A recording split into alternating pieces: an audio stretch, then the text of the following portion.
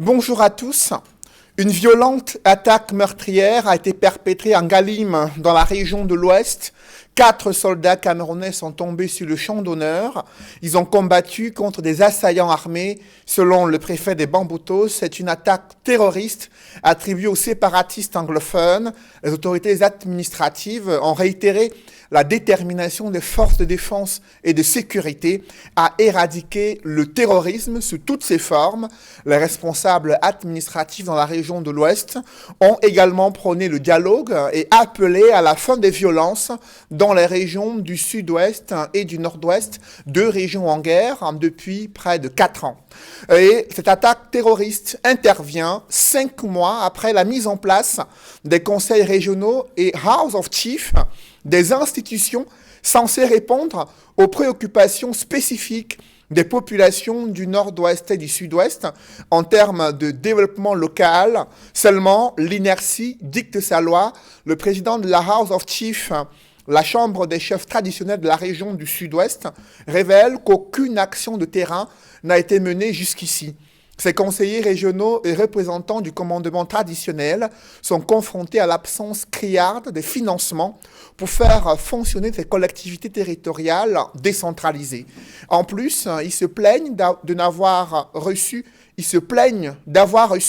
des outils de travail configurés uniquement en langue française dans une région d'expression anglaise. Cette léthargie des exécutifs régionaux est observée sur l'ensemble du territoire et suscite des interrogations sur les principaux obstacles à la décentralisation et ses conséquences sur la gouvernance locale. Une autre préoccupation très importante pour les Camerounais, ce sont les tensions toujours perceptibles au Tchad voisin. Une vague de contestation a été observée cette semaine dans les rues des principales villes tchadiennes.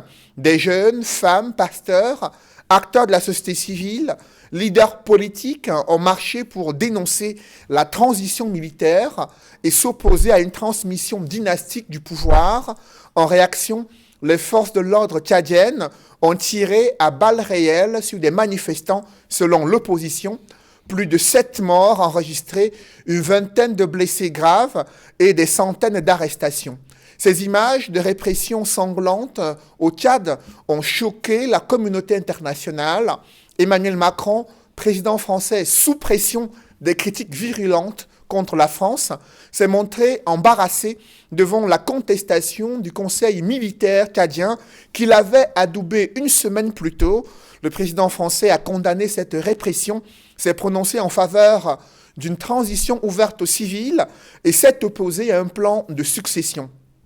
À ses côtés, le président en exercice de l'Union africaine, Félix Tshisekedi, est resté ferme sur le retour rapide à l'ordre constitutionnel au Tchad. Cette évolution dans la position de la France a amené le Conseil militaire tchadien à annoncer un dialogue national inclusif et un gouvernement ouvert à tous les fils et filles du Tchad. Cependant, qu'est-ce qui pourrait justifier cette thèse élaborée autour d'une succession de père en fils à la tête d'une république en violation des principes démocratiques? L'annonce de l'ouverture d'un dialogue national inclusif est-elle la garantie d'une sortie de crise au Tchad? Le rôle trouble de la France dans cette transition militaire est-il un indicateur des relents obscurs d'une France-Afrique pernicieuse? Comment couper ces liens et redessiner la coopération multilatérale entre les pays africains et la France? Ces questions brûlantes de l'actualité constituent l'ossature de droit de réponse. Mesdames, Messieurs, bienvenue dans cette émission où le choc des idées fait jaillir la lumière. Et pour cette nouvelle édition de droit de réponse, je reçois sur ce plateau André Luther-Meka. André Luther, bonjour. Bonjour et bonjour à tous les milliers de téléspectateurs d'Equinox. Je suis ravi de participer au débat national et je peux dire que c'est important que le débat national républicain se fasse, surtout lorsqu'il est dépouillé de mauvaises intentions. Et le peuple retiendra que sous la guidance du chef de l'État, chaque Camerounais, de tous les bords, pouvait exprimer, n'est-ce pas, sa liberté d'expression, pouvait, n'est-ce pas, jauger et juger les décisions de ses gouvernants. Et nous pouvons mettre ça à l'actif du président Paul Biya. Donc, je suis honoré de participer une fois de plus à ces débats et je salue tous les milliers de téléspectateurs, des militants du RDPC et mon parti qui me fait encore l'honneur de le représenter cet après-midi. Vous l'avez dit, André Luther, merci d'avoir accepté notre invitation. Vous êtes le représentant du RDPC, le parti au pouvoir. En face de vous, dans l'émission Droit de réponse, c'est un représentant du mouvement pour la renaissance du Cameroun, Guy Laurent Kwam. Bonjour. Bonjour Cédric, bonjour à tous les téléspectateurs de la chaîne Equinox Télévision, bonjour aux invités avec qui nous allons passer ce moment de partage républicain. Je voudrais ensuite dire bonjour à tous les militants du mouvement pour la renaissance du Cameroun, mais particulièrement pour suivre dans le siège de M. André Luther-Meka, je voudrais dire bonjour à tous les militants du MRC incarcérés dans les différentes prisons du Cameroun par le RDPC qui est son parti politique qui en même temps refuse absolument que les Camerounais puissent s'exprimer librement. Je voudrais, si vous me le permettez, souhaiter des condoléances à notre ami politique Ewodo qui est incarcéré à la prison de Konengi et qui a perdu son papa que nous allons enterrer évidemment à Ewodola ce mois de mai. Donc bonsoir et merci à tous ceux qui sont sur le plateau avec nous. Je crois qu'il est... Sur le plateau de Droit de réponse ce dimanche, il est éditorialiste au quotidien La Nouvelle Expression, consultant sur Droit de réponse. Edmond Kabia est avec nous. Edmond, bonjour. Bonjour Cédric Doufélé. Bonjour à tous les copanélistes. Je renouvelle mes amitiés aux millions de téléspectateurs fidèles de cette émission, ainsi que ma sincère affection. Deux autres panélistes nous ont rejoints ce dimanche. D'abord, l'analyste politique, spécialiste en histoire politique contemporaine, UPCiste également, Serge Soro qui est avec nous. Serge, bonjour. Bonjour, et c'est pas tel que ça commence. Je crois que nous aurons le temps de poser les questions de fond et non les simples questions de superficie et de forme. Je salue vos millions de téléspectateurs. Je m'adresse principalement aux nombreux panafricanistes et aux nombreux nationalistes africains pour évoquer avec eux la mémoire de tous ceux qui avaient posé les jalons d'une véritable indépendance de l'Afrique et du Cameroun. Parce que l'heure est plus, n'est-ce pas, à ce retour aux fondamentaux qu'à des questions de succession ou de remplacement dans des équipes qui nous ont montré depuis 60 ans qu'elles ne peuvent rien apporter. Et nous en parlerons tout à l'heure, Serge Soro. À vos côtés, c'est le maire adjoint, Abou-Foussam Ier, qui a fait le déplacement pour nous rejoindre ici à Douala. Maître Lavoisier Tsapi, cadre militant du SDF. Maître Lavoisier Tsapi, bonjour. Bonjour Cédric, bonjour à tous les copanélistes.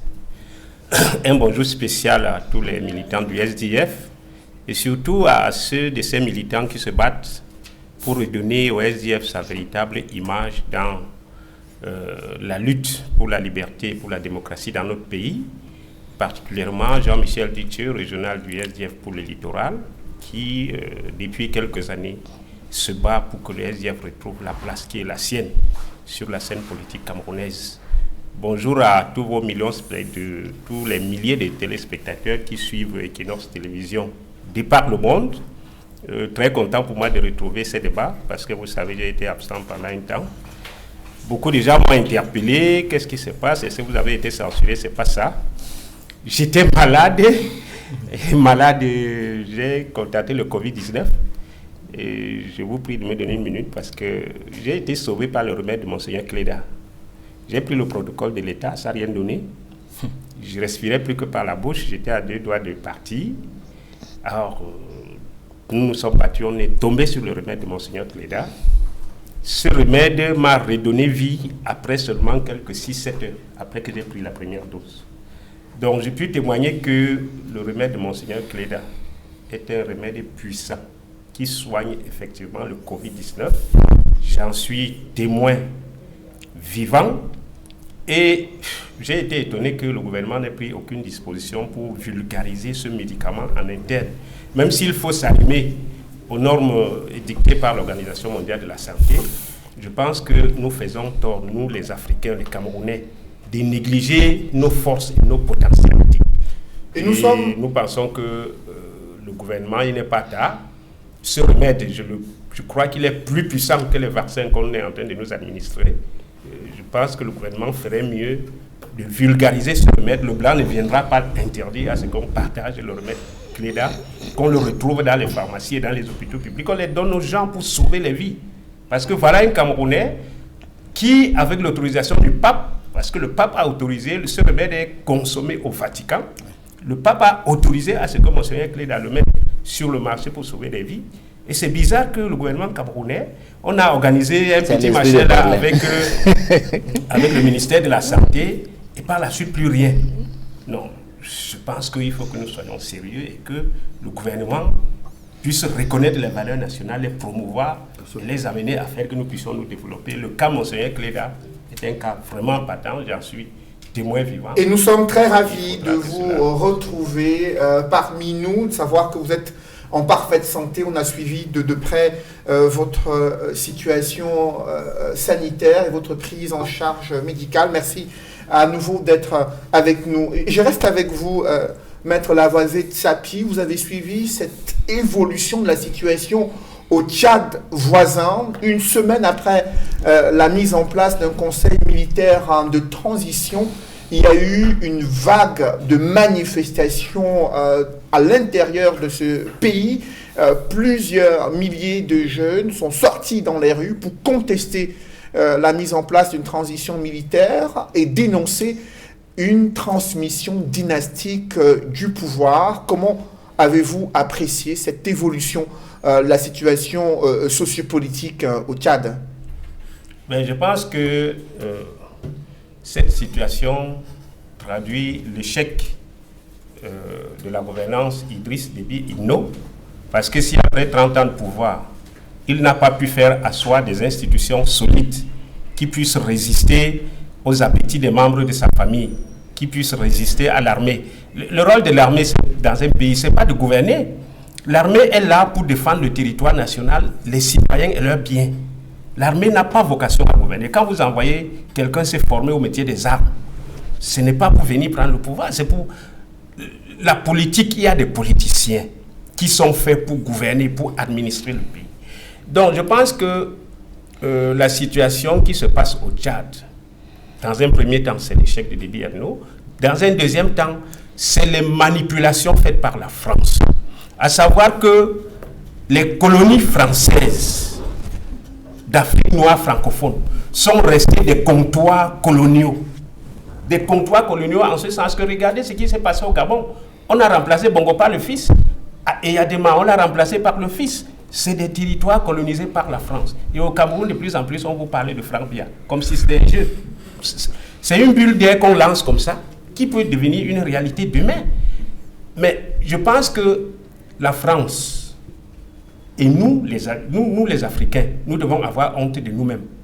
Parce que je ne comprends pas comment est-ce que le Tchad, qui n'a jamais connu que de coups d'État depuis l'indépendance, Félix Maloum renverse François Tombalbaye en 1975.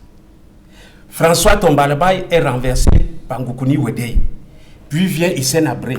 Puis vient Idriss Déby Itno. Puis vient un coup d'État, son fils. Le Tchad n'a jamais connu de démocratie. Il n'a connu que des coups d'État. Deuxièmement, l'autre leçon qu'on peut tirer de cette affaire, c'est que nous, les Africains, quand nous sommes au pouvoir, nous faisons des textes auxquels nous ne croyons pas. C'est-à-dire que nous faisons des constitutions, des constitutions qui ne nous lient pas. Regardez au Cameroun en 2008, le consensus que la tripartite avait assis, à savoir la limitation du mandat présidentiel à 2 mandats, un consensus national.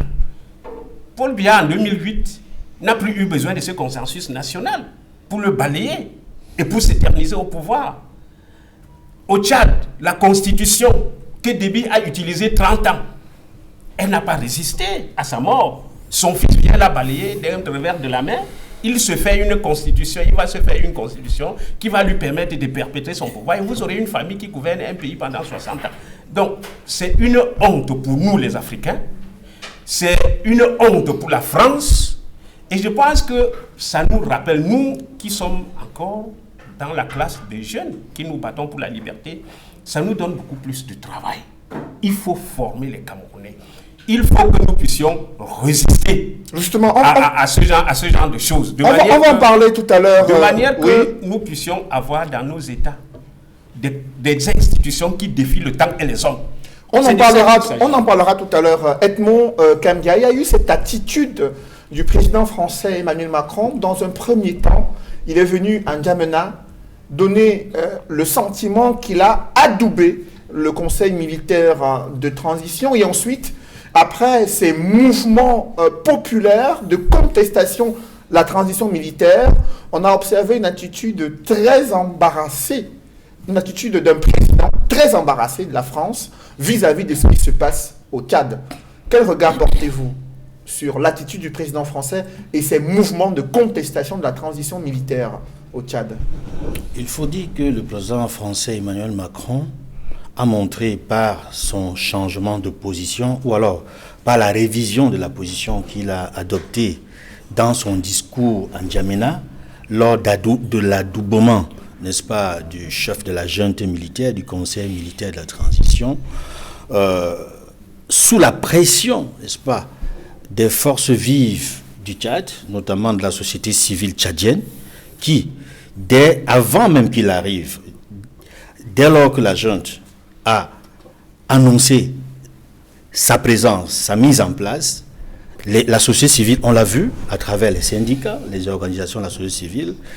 On a également vu la réaction de la conférence épiscopale nationale du Tchad qui ont réagi pour dénoncer le putsch, pour dénoncer le coup de terre militaire. Pendant la présence et même après que Emmanuel Macron soit rentré au Tchad, la pression est montée tout d'un cran. Il y a eu des manifestations, des marches, il y a eu des échauffourées et on a constaté donc, lorsque Emmanuel Macron recevait le président en exercice de l'Union africaine à l'Élysée, le président Tshisekedi, c'est alors que face à la presse, il a reprécisé sa position.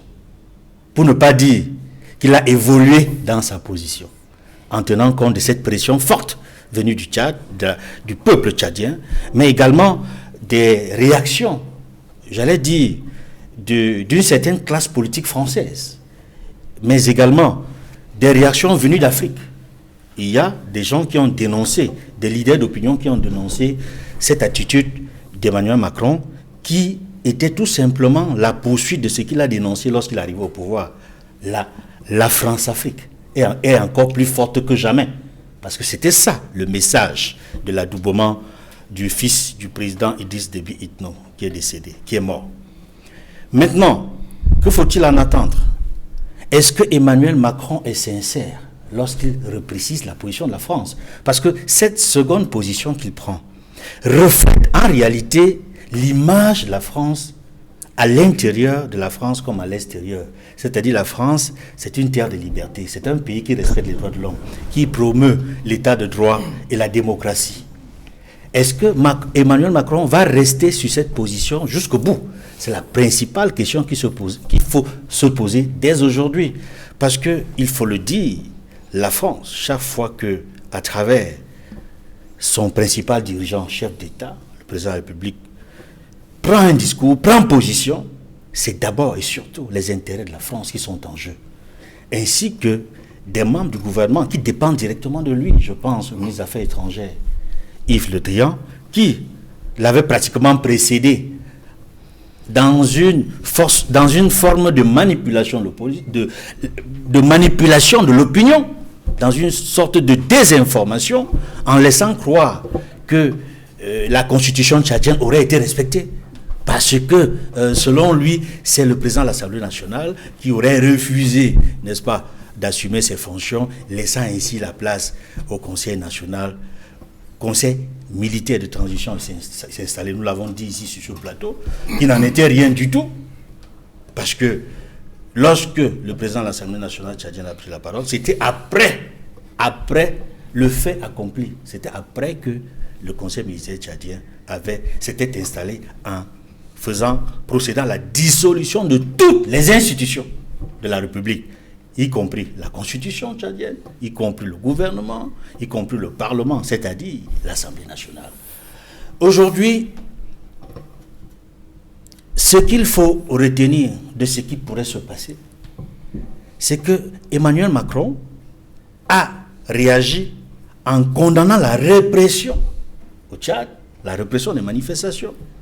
Emmanuel Macron a dit qu'il n'est pas d'accord avec la succession dynastique au Tchad. Il est également allé dans le sens du retour des civils au pouvoir, transfert du pouvoir aux civils, ce que l'Union africaine a demandé, ce que la CEAC a demandé, ce que beaucoup de partenaires des pays amis du Tchad ont demandé. Et comme je le disais tantôt, est-ce que c'est la position qui va prospérer jusqu'au bout? Nous l'espérons et le souhaitons. Après vous, Guy Laurent Kwame, l'une des principales revendications des Tchadiens, c'est la dénonciation de ce risque de transmission du pouvoir monarchique dans une république comme celle du Tchad. Et l'on voit les appréhensions que cela suscite au Cameroun au regard des réalités vécues en Afrique centrale et principalement en Afrique francophone. Quel regard portez-vous sur ce sujet? Pardon. Il faut dire que la situation du Tchad nous amène à effectivement nous interroger sur ce que pourrait être l'avenir du Cameroun en matière de succession, et que nous avions déjà commencé, nous, au niveau du Cameroun, beaucoup de partis politiques d'ailleurs, à discuter de ces questions. Au MRC, nous avons théorisé avec le professeur Maurice Kamto la notion du non au gré à gré, qui fait qu'il y a des Camerounais qui manifestent aujourd'hui dans le cadre d'une résistance nationale, qui sont emprisonnés par le régime dictatorial. Donc, la situation du Tchad nous a rapidement interpellés. Et comme M. Edmond disait tout à l'heure, il y a beaucoup d'acteurs qui se sont exprimés, qui ont mis la pression sur la question tchadienne, et c'est important que nous relevions cette situation. Une bonne partie de la classe politique française s'est indignée. Une bonne partie des pays de l'Union européenne s'est indignée. L'Union africaine s'est indignée. Mais il faut souligner surtout que les populations tchadiennes se sont organisées pour dire non à cette succession monarchique. Donc je crois que la France, à un moment donné, qui avait pris la position qui est presque traditionnelle de soutenir ses intérêts, s'est un peu trouvée isolée sur la scène internationale et a dû reculer un peu. Vous avez donc observé en une semaine que Macron a tenu deux discours différents. Qu'est-ce que cela nous suggère? Nous avons eu avec le professeur Maurice Kamto a fait une conférence au Canada où il a souligné la question des colonisations inachevées. Ça veut dire que depuis 1960, on en parle souvent, on a fait semblant d'offrir la liberté, c'est-à-dire de décoloniser les territoires africains, mais en même temps, on a juste fait partir la couleur blanche, mais les Noirs qui sont restés sont là pour encore protéger les intérêts de la France. Donc, il est question pour notre génération aujourd'hui de remplir notre mission, qui est celle de poursuivre les décolonisations.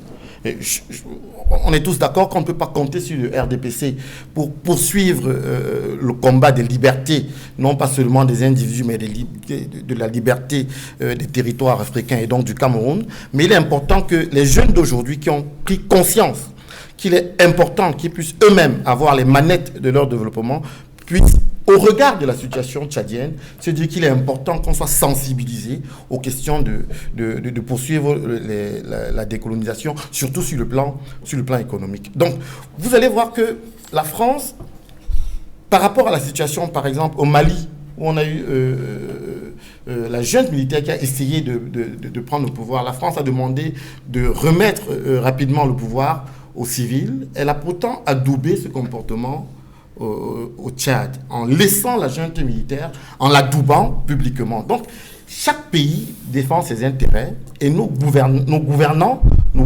doivent également tout faire pour pouvoir empêcher qu'on ait un pays qui se fasse manipuler par les grandes puissances. La jeunesse d'aujourd'hui refuse de vivre dans cette situation d'instabilité institutionnelle. On ne peut rien prévoir.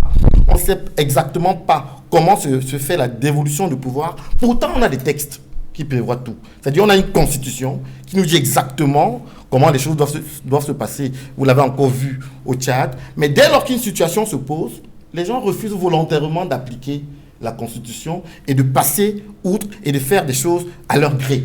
C'est pour ça qu'on dit chez nous le non au gré à gré. Et il est important aussi de mesurer les conséquences de pareils comportements. Quand je parle de l'instabilité institutionnelle, je voudrais vous dire aussi que cela impacte sur l'entreprise, cela impacte sur les entrepreneurs. Parce qu'un homme d'affaires, un entrepreneur international ne peut pas absolument aller investir dans un pays où rien n'est programmable, où on ne peut rien prévoir, où on est sûr de rien. Donc il est important pour nous, les jeunes, qui voulons reprendre, pour les populations africaines, qui voulons avoir un pays stable, que l'on fasse tout et qu'on mette la pression pour que les textes soient respectés, qu'on soit dans un état de droit sans pouvoir faire de réserve là-dessus. Après vous, Guy Laurent, André Luther, il y a des critiques sur l'attitude du gouvernement et autorités camerounais concernant ce qui se passe au Tchad.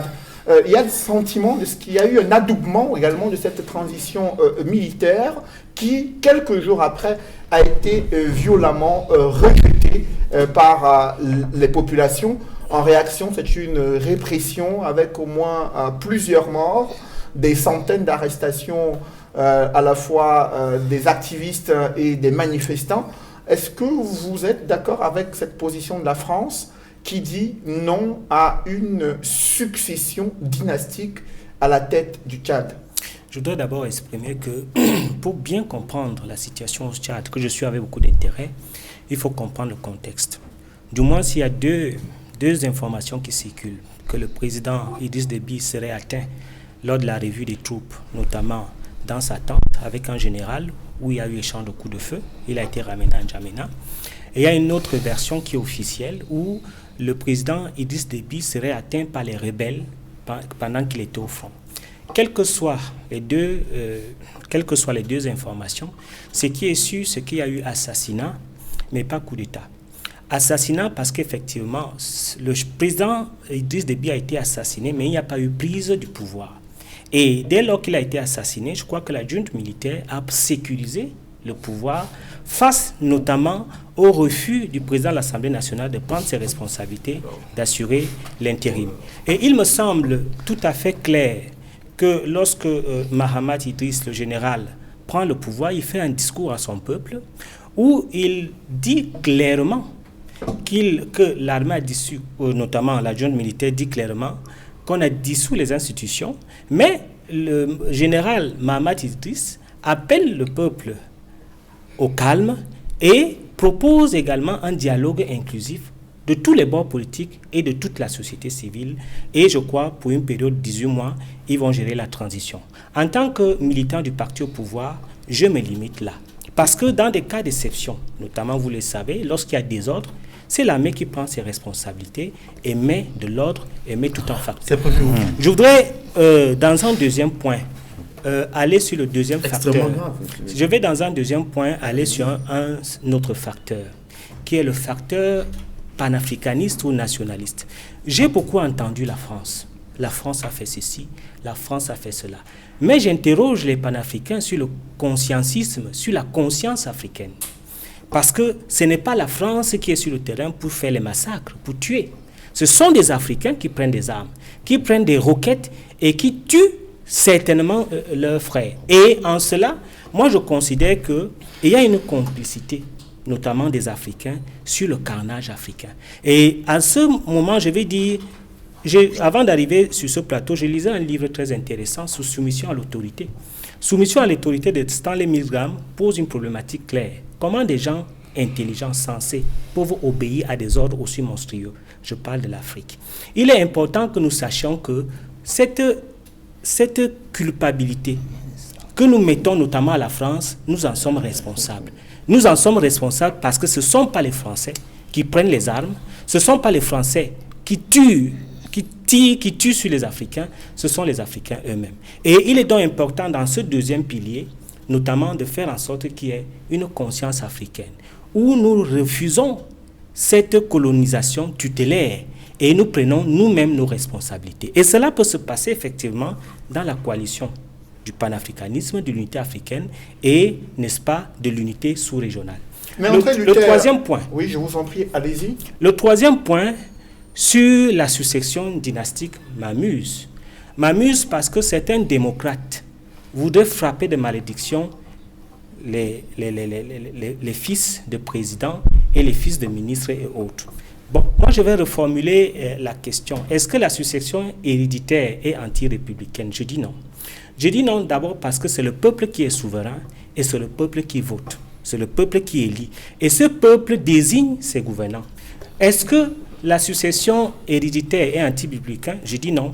Tout simplement parce qu'on ne peut pas frapper d'inéligibilité un fils de président parce que soit-il président.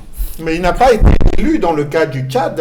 Les Tchadiens ne se sont pas prononcés sur le choix de celui qui devrait présider à un conseil de transition. On a vu des hommes qui sont apparus à la télévision publique tchadienne annonçant qu'ils prennent en main le pays à la suite du décès du président Idriss Déby Itno, alors qu'il y a une constitution qui prévoit les mécanismes de dévolution du pouvoir en cas de vacances, en cas d'exception. Comment expliquer ça? Le peuple là au Tchad. André Luther. Je l'ai expliqué tout à fait dans la méthode militaire, où je vous ai dit que lorsqu'il y a désordre, péril à la demeure dans une république, les militaires prennent leurs responsabilités. Et je crois qu'ils ont d'abord fait tabula rasa de toutes les institutions, de toutes les institutions pour pouvoir mettre de l'ordre. Et je crois qu'il y a eu un timing, une durée par rapport à cette transition. Les transitologues que je vois beaucoup ne réfléchissent pas beaucoup sur la stabilité et le souci, n'est-ce pas, de la continuité et d'assurance des partenaires. Donc la stabilité ne peut être assurée que par des militaires, selon vous? Non, c'est pas ce que je dis. Ce que je dis qui est très important, c'est que le contexte d'exception du Tchad, qui est un contexte notamment de guerre, a permis à l'armée de prendre, n'est-ce pas, cette transition, de la prendre en main et de mettre un certain nombre de mécanismes qui vont déboucher à une élection. Je crois qu'il y a nécessairement une promesse où tous les bords vont se réunir pour une nouvelle constitution et pour mettre en place, n'est-ce pas, une sorte de gouvernement d'union nationale. Je vous en prie, André Luther a la parole. C'est pas un débat très profond. Permettez qu'André Luther puisse développer son point de vue. Oui, André Luther. Je voudrais vous dire, chers messieurs, qu'il y a une théorie qu'on appelle la théorie du génie héréditaire. La théorie du génie héréditaire de Francis Galton dit quoi? Dit qu'il y a un certain nombre de transferts physiques et de psychiques supérieurs qui peuvent se transmettre avec des facteurs héréditaires vers les fils. Ce qui veut dire quoi? Ce qui veut dire que le fait qu'on investit, je vous en prie, permettez qu'il aille jusqu'au bout. André Luther, allez-y.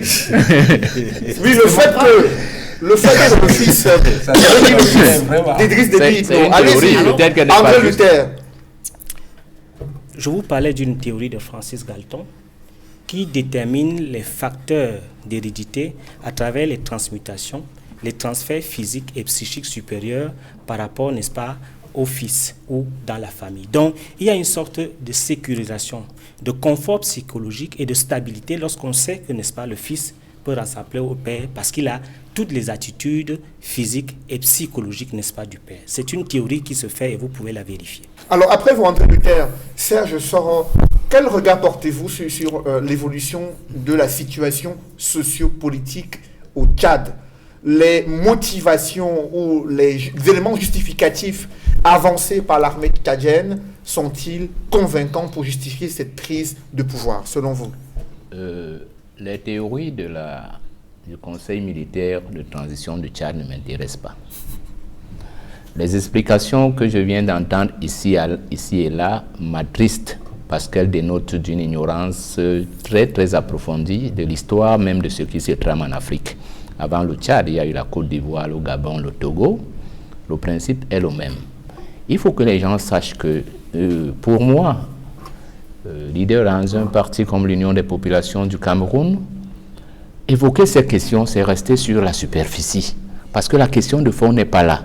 Vous voyez, si je veux caricaturer ce sur quoi vous vouliez ou certains pensent que le débat doit porter, c'est comme un match de football. dans lequel l'entraîneur des deux camps est le même. On vous dit que c'est l'entraîneur de votre adversaire qui va faire les remplacements chez vous et vous voulez accepter ça.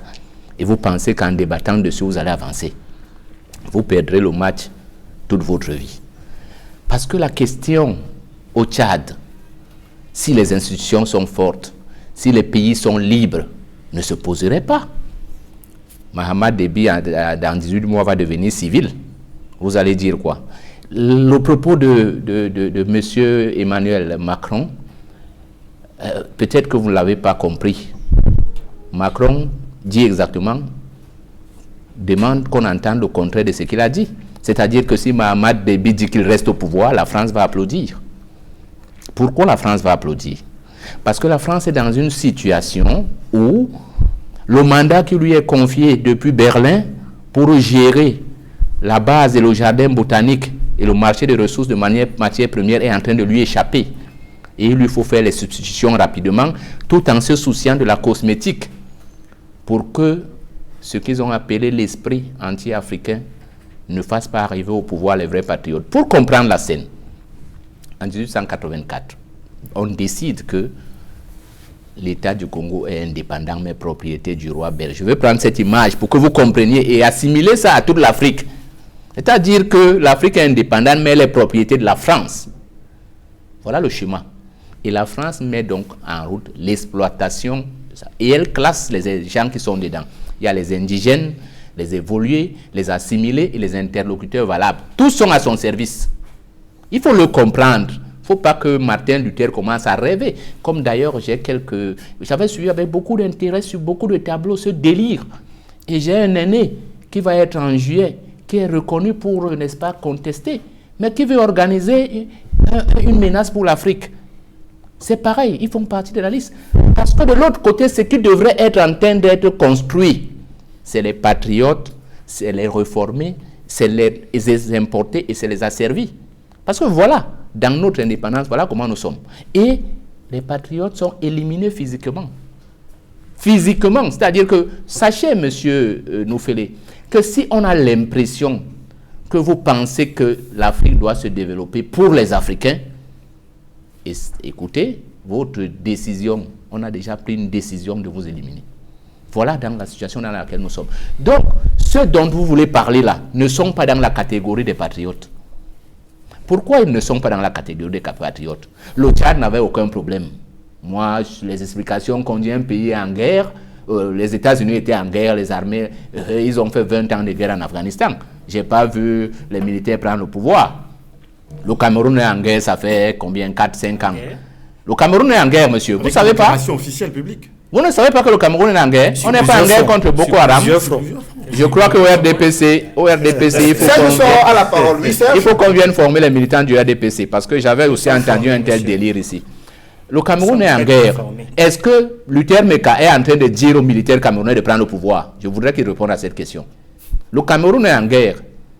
Donc pour Luther Meka, il faut que le chef d'état-major, M. Meka, dise qu'il a mis Paul Biya de côté, il a mis Ignat de côté et il a éliminé la Constitution. Ça montre seulement qu'on n'a pas d'armée. Et je le dis souvent, en Afrique, il n'y a pas d'armée. C'est l'une des questions qui n'a pas été résolue lors des indépendances. Toutes nos armées sont à la merci de la France. Les cartouches sont achetées en France. Dès qu'on ferme le robinet au Tchad, vous savez comment ça s'est passé? Quand on veut vous enlever, on donne les armes aux rebelles, on vous bloque et vous chasse. Goukouni arrive, on donne les armes à Abré, on bloque Goukouni, le chasse.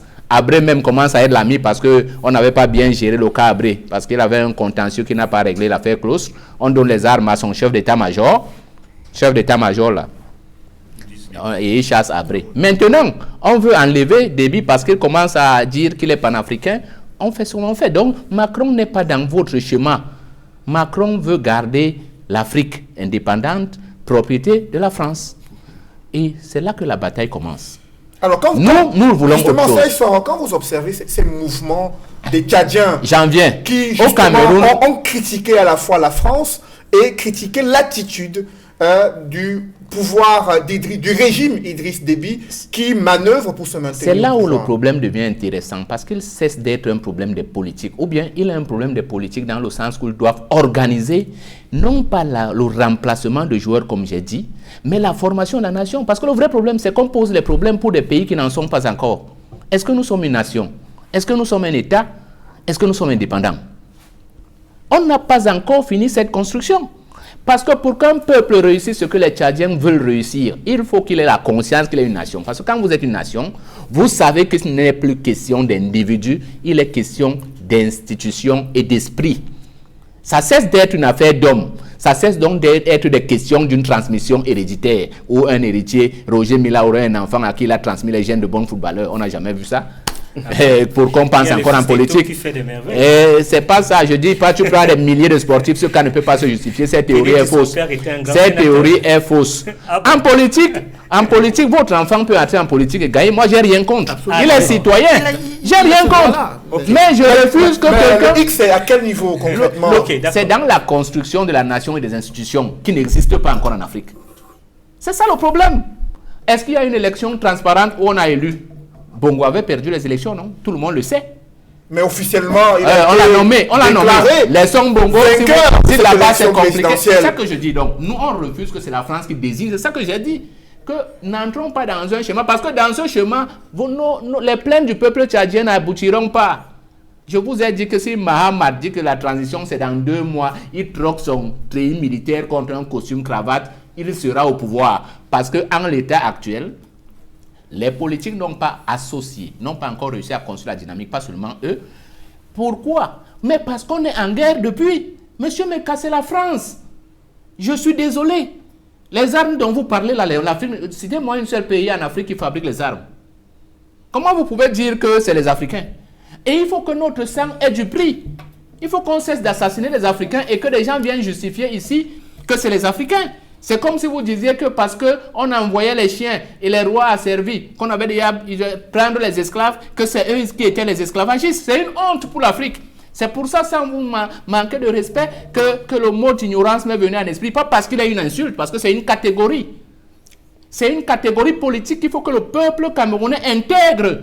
Parce qu'en l'état actuel, de même que les colons nous avaient classés, nous devons classer les Africains. Il y a des ignorants. C'est-à-dire que ce n'est pas des individus inconscients. Sauf qu'ils le font de mauvaise compréhension. C'est-à-dire qu'ils vous disent des choses qu'ils pensent vraies parce qu'ils ont ce que j'ai appelé les Africains reformés.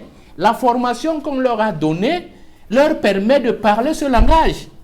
Vous comprenez? Il y a des Africains, vous avez des Africains importés. C'est-à-dire qu'ils sont là comme dans un jardin botanique, mais ils ne savent pas très bien à qui bénéficie le jardin, pourvu que les gens viennent visiter le jardin et qu'ils soient payés. Vous comprenez? Après, maintenant, à côté d'eux, vous avez les asservis. Regardez, vous ne pouvez pas libérer un peuple qui n'a pas pris conscience qu'il doit se battre pour sa liberté. Ce n'est pas possible. Donc, l'autre bataille, regardez la jeunesse camerounaise, par exemple. Combien sont inscrits? On a réussi à les convaincre que les inscrire aux listes électorales ne sert à rien. Et ils y adhèrent. Moi, je m'arrête souvent au carrefour de Koti. Je descends, je marche dans le marché. On vous dit ça ne sert à rien, prof. Ça ne sert à rien. Alors que c'est faux, ça sert. Si ces gens se battent pour que vous compreniez que ça ne sert à rien, c'est justement parce que ça sert à quelque chose. Parce que quand vous irez devant un bureau de vote et que vous aurez voté et que vous aurez fouetté le président qui a voulu tricher, demain il ne le fera plus et ça va marcher. Les institutions partout dans le monde, et je vais conclure par là, la France, l'Occident, l'impérialisme comprend un seul dialogue. Et c'est là que les Africains doivent décider maintenant. C'est celui de la violence.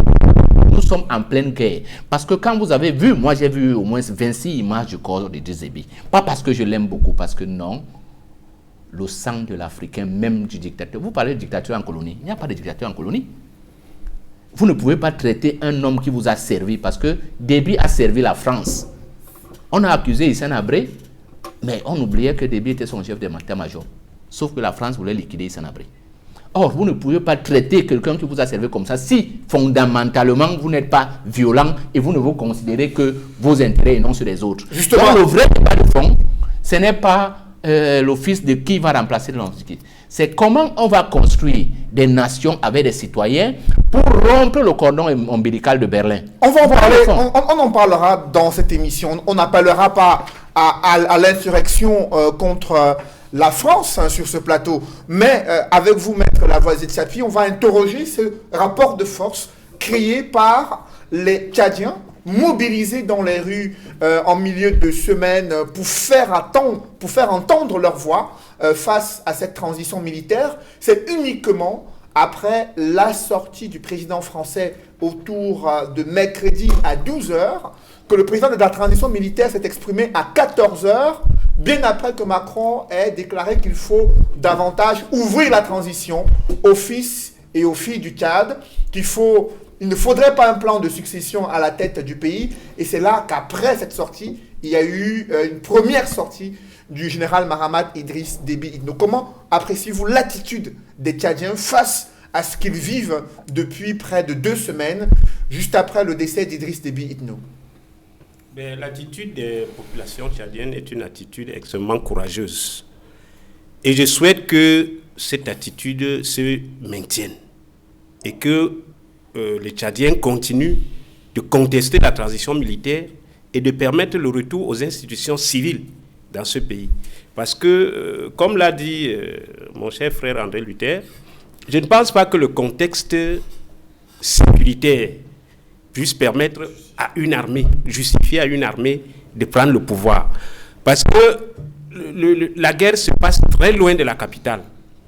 Et si, comme vous l'indiquez, il n'y a même pas de preuve à ça, si le président de l'Assemblée nationale, qui devait assumer l'intérim de la présidence, il a refusé de prendre le pouvoir, il y a un vice-président de l'Assemblée nationale, il y a un président du Conseil constitutionnel au Tchad. Donc, le processus normal de remplacement d'un chef d'État au Tchad était bien dessiné par la Constitution. Mais les Tchadiens ont refusé, les militaires tchadiens ont refusé cela. Mais le général Mahamat Déby, pour justifier cette prise du pouvoir par les militaires, estime qu'il y avait une crise sécuritaire qui nécessitait cette intervention de l'armée afin de pouvoir protéger les institutions et protéger la République tchadienne. Qu'est-ce que vous en pensez? C'est les manipulations de la France. N'oubliez pas que Mohamed Idriss Déby, le fils de Itno Déby, est l'ami d'Emmanuel Macron. Il a été formé militairement en France. Il a ses amis en France. C'est un pro-français. Ne l'oublions pas. Il est placé là par la volonté de la France. Ce n'était pas le général le plus aguerri en matière militaire. Ce n'était pas le général le plus âgé. Parce que s'il fallait choisir un général qui est bien aguerri et qui peut assumer cette transition, ce fils n'était pas bien placé. Pourquoi avoir choisi ce fils? À cause de ses relations avec la France. Le discours d'Emmanuel Macron, c'est un discours colonialiste, néocolonialiste. C'est le discours des gens qui veulent perpétuer la mainmise de la France sur l'Afrique noire francophone. Parce que l'autre chose qu'on doit dire, Cédric, dans cette affaire, c'est que la France a longtemps utilisé Idriss Déby Itno et son armée pour appuyer l'armée française au Sahel, permettre à la France de mieux exploiter les richesses d'Afrique de l'Ouest. Mais il n'y a pas eu de preuve. Les Français. Il n'y a pas eu de preuve jusqu'ici sur cette stratégie. L'objectif officiel, c'était de lutter contre le terrorisme dans le Sahel qui a causé d'énormes dégâts. Il y a eu des pays ouest-africains qui ont fait appel à la France. Il y a le cas du Mali. Et il y a également des entreprises françaises installées dans ces zones. Et pour ces raisons, l'armée française s'est mobilisée et a demandé l'appui des forces africaines dans la stratégie de lutte contre le terrorisme. Oui, ça c'est la version officielle.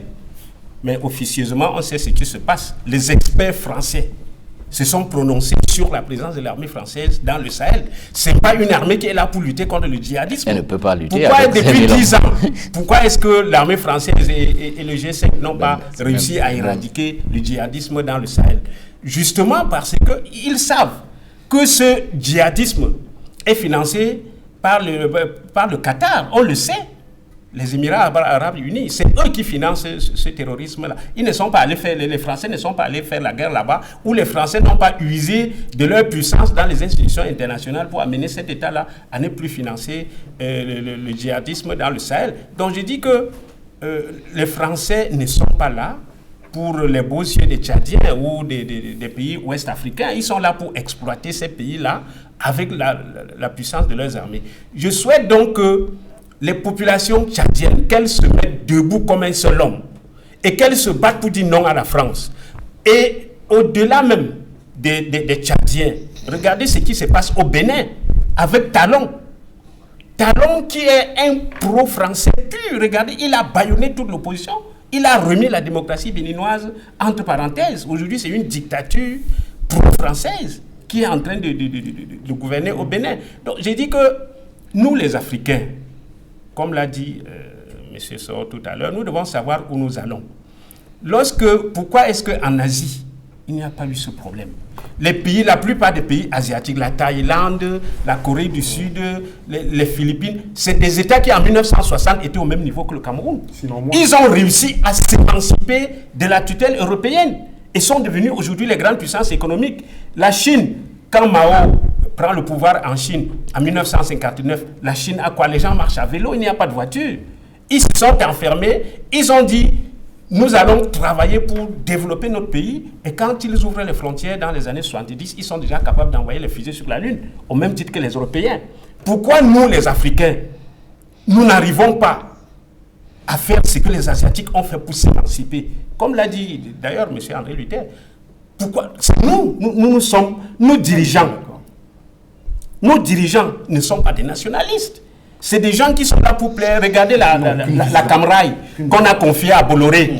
On a vendu la Camraille à Bolloré. Les wagons et les députés sont allés s'asseoir. La conséquence, c'est quoi? C'est qu'on a supprimé la ligne Douala-Konsamba, une ligne qui devait aller à l'ouest.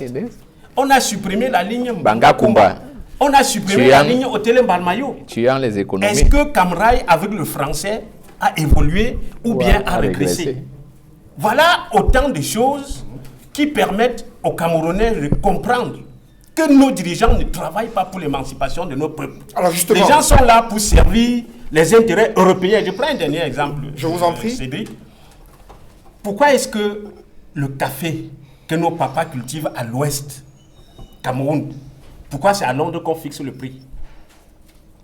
Il faut bien comprendre. Qu'est-ce que le gouvernement camerounais fait pour que le prix du café ou du cacao ne soit pas fixé à Londres et que le planteur profite? Il y a des tas de solutions qu'on ne veut pas appliquer parce que justement, il faut gouverner pour plaire aux Blancs. Le peuple tchadien s'est levé pour dire non, nous ne voulons pas ça. Et il faut que ça contamine même le Cameroun. Il faut que les Camerounais se mettent debout pour dire à M. Biya que vous avez mis pratiquement 40 ans à foutre le Cameroun en l'air. Il faut maintenant qu'on mette le Cameroun sur le droit chemin. Alors justement, j'aimerais interpeller André Luther sur l'attitude des dirigeants africains et particulièrement du président de la République du Cameroun au regard des critiques formulées sur ce plateau sur ces dirigeants africains qui ne servent pas l'intérêt des populations mais qui posent des actions visant à plaire aux partenaires internationaux. Mais quels partenaires œuvrent pour leur maintien au pouvoir durant des décennies? Que répondez-vous? Je voudrais d'abord dire, Dr Soro, de me respecter parce que ce que je dis a d'autant plus un sens que j'ai fait beaucoup de lectures sur le panafricanisme. Je ne voudrais pas l'informer, mais il sait que Ouniobe a dit non. Il sait que Lumumba a dit non. Il sait que Sankara a dit non. Il sait que Sékou Touré a dit non. Monsieur Soro, je vous parle de la théorie des commanditaires et des exécutants. Ça veut dire que s'il y a des commanditaires, il y a les exécutants, les deux sont d'autant plus coupables. Et les exécutants sont d'autant plus coupables parce que c'est eux qui tuent, c'est eux qui sont sur le terrain. Je voudrais que nous soyons clairs du fait que s'il y a une conscience africaine que nous devons avoir, c'est la conscience de s'affranchir, n'est-ce pas, de la colonie tutélaire qui nous commandite comme des marionnettes. Il faut que ce soit clair. Il ne faudrait pas seulement que nous jetons l'opprobre sur la France, que nous critiquons la France, alors que nous-mêmes, nous sommes les propres exécutants de ce complot international. Il est important que les Africains le sachent. Et je voudrais vous dire effectivement que mais si... Quand vous dites nous, quand vous précisez bien les dirigeants, les dirigeants, c'est pas... Non, je parlais des Africains. Je parle des Africains. Je vous en prie, monsieur. André Luther a la parole. Monsieur Monsieur, Non, je vous en prie. André Luther. André Luther a la parole. Vous réagirez bien après. Guy Laurent et Maître Sapi. Guy Laurent et Maître Sapi, je vous en prie. André Luther a la parole. André Luther, je vous en prie. Allez-y. Il a la parole. Vous réagirez bien après. André Luther. Cho Ayaba et tous les commanditaires du Nozo ne sont pas des Français. Ils ne sont pas des Américains, ce sont des Camerounais qui financent, notamment à travers des commanditaires, ces guerres-là. Donc, je voudrais, s'il vous plaît, monsieur Sow, ne faites pas la diversion. Moi, je suis dans un débat très sérieux. Hein. Non, docteur Sow, vous ne pouvez pas me prendre la parole. Vous ne pouvez pas me prendre la parole. Je vous ai écouté religieusement. André Luther et Serge. Non, je vous ai écouté religieusement. Messieurs, je vous en prie, on se calme d'abord. Je voudrais préciser sur ce plateau. Pour qu'on puisse comprendre les avis des uns et des autres, il faut permettre à chaque interlocuteur et panéliste de pouvoir aller jusqu'au bout de son analyse pour qu'on puisse réagir. Donc, pour le moment, c'est André Luther qui a la parole. Vous réagirez bien après, messieurs. André Luther, je suis surpris qu'un africaniste comme Dr Sow refuse de dire qu'il y a des Africains qui sont morts parce qu'ils ont dit non. Qu'il y a des Africains qui ont dit non. Et c'est cette théorie que je suis en train de dire, que nous ne pouvons pas nous arbouter seulement sur la France sans mettre la culpabilité sur les Africains. Restons sur le sujet. Restons sur le sujet, je vous en prie. Serge Soran, restons sur le sujet. C'est un sujet important. Permettez qu'il aille jusqu'au bout. Vous ne lui permettez pas. Non, Serge. Serge. Laissez qu'il aille jusqu'au bout, vous allez réagir. Parce que quand vous ne lui permettez pas d'aller jusqu'au bout... il faut réagir à chaud. Non, vous ne se trompe pas. Vous ne lui permettez pas. Je ne suis pas d'accord. Serge Soran, nous ne sommes pas dans une cour de récréation. Nous sommes pour les Africains, c'est bon. Ce plateau mais pour les autres, c'est impossible. Permettez qu'il aille jusqu'au bout pour qu'on comprenne quel est son point de vue. On ne peut pas comprendre son point de vue si on l'interrompt à chaque moment. André Luther. Je veux dire qu'il n'y a pas un côté qui soit responsable.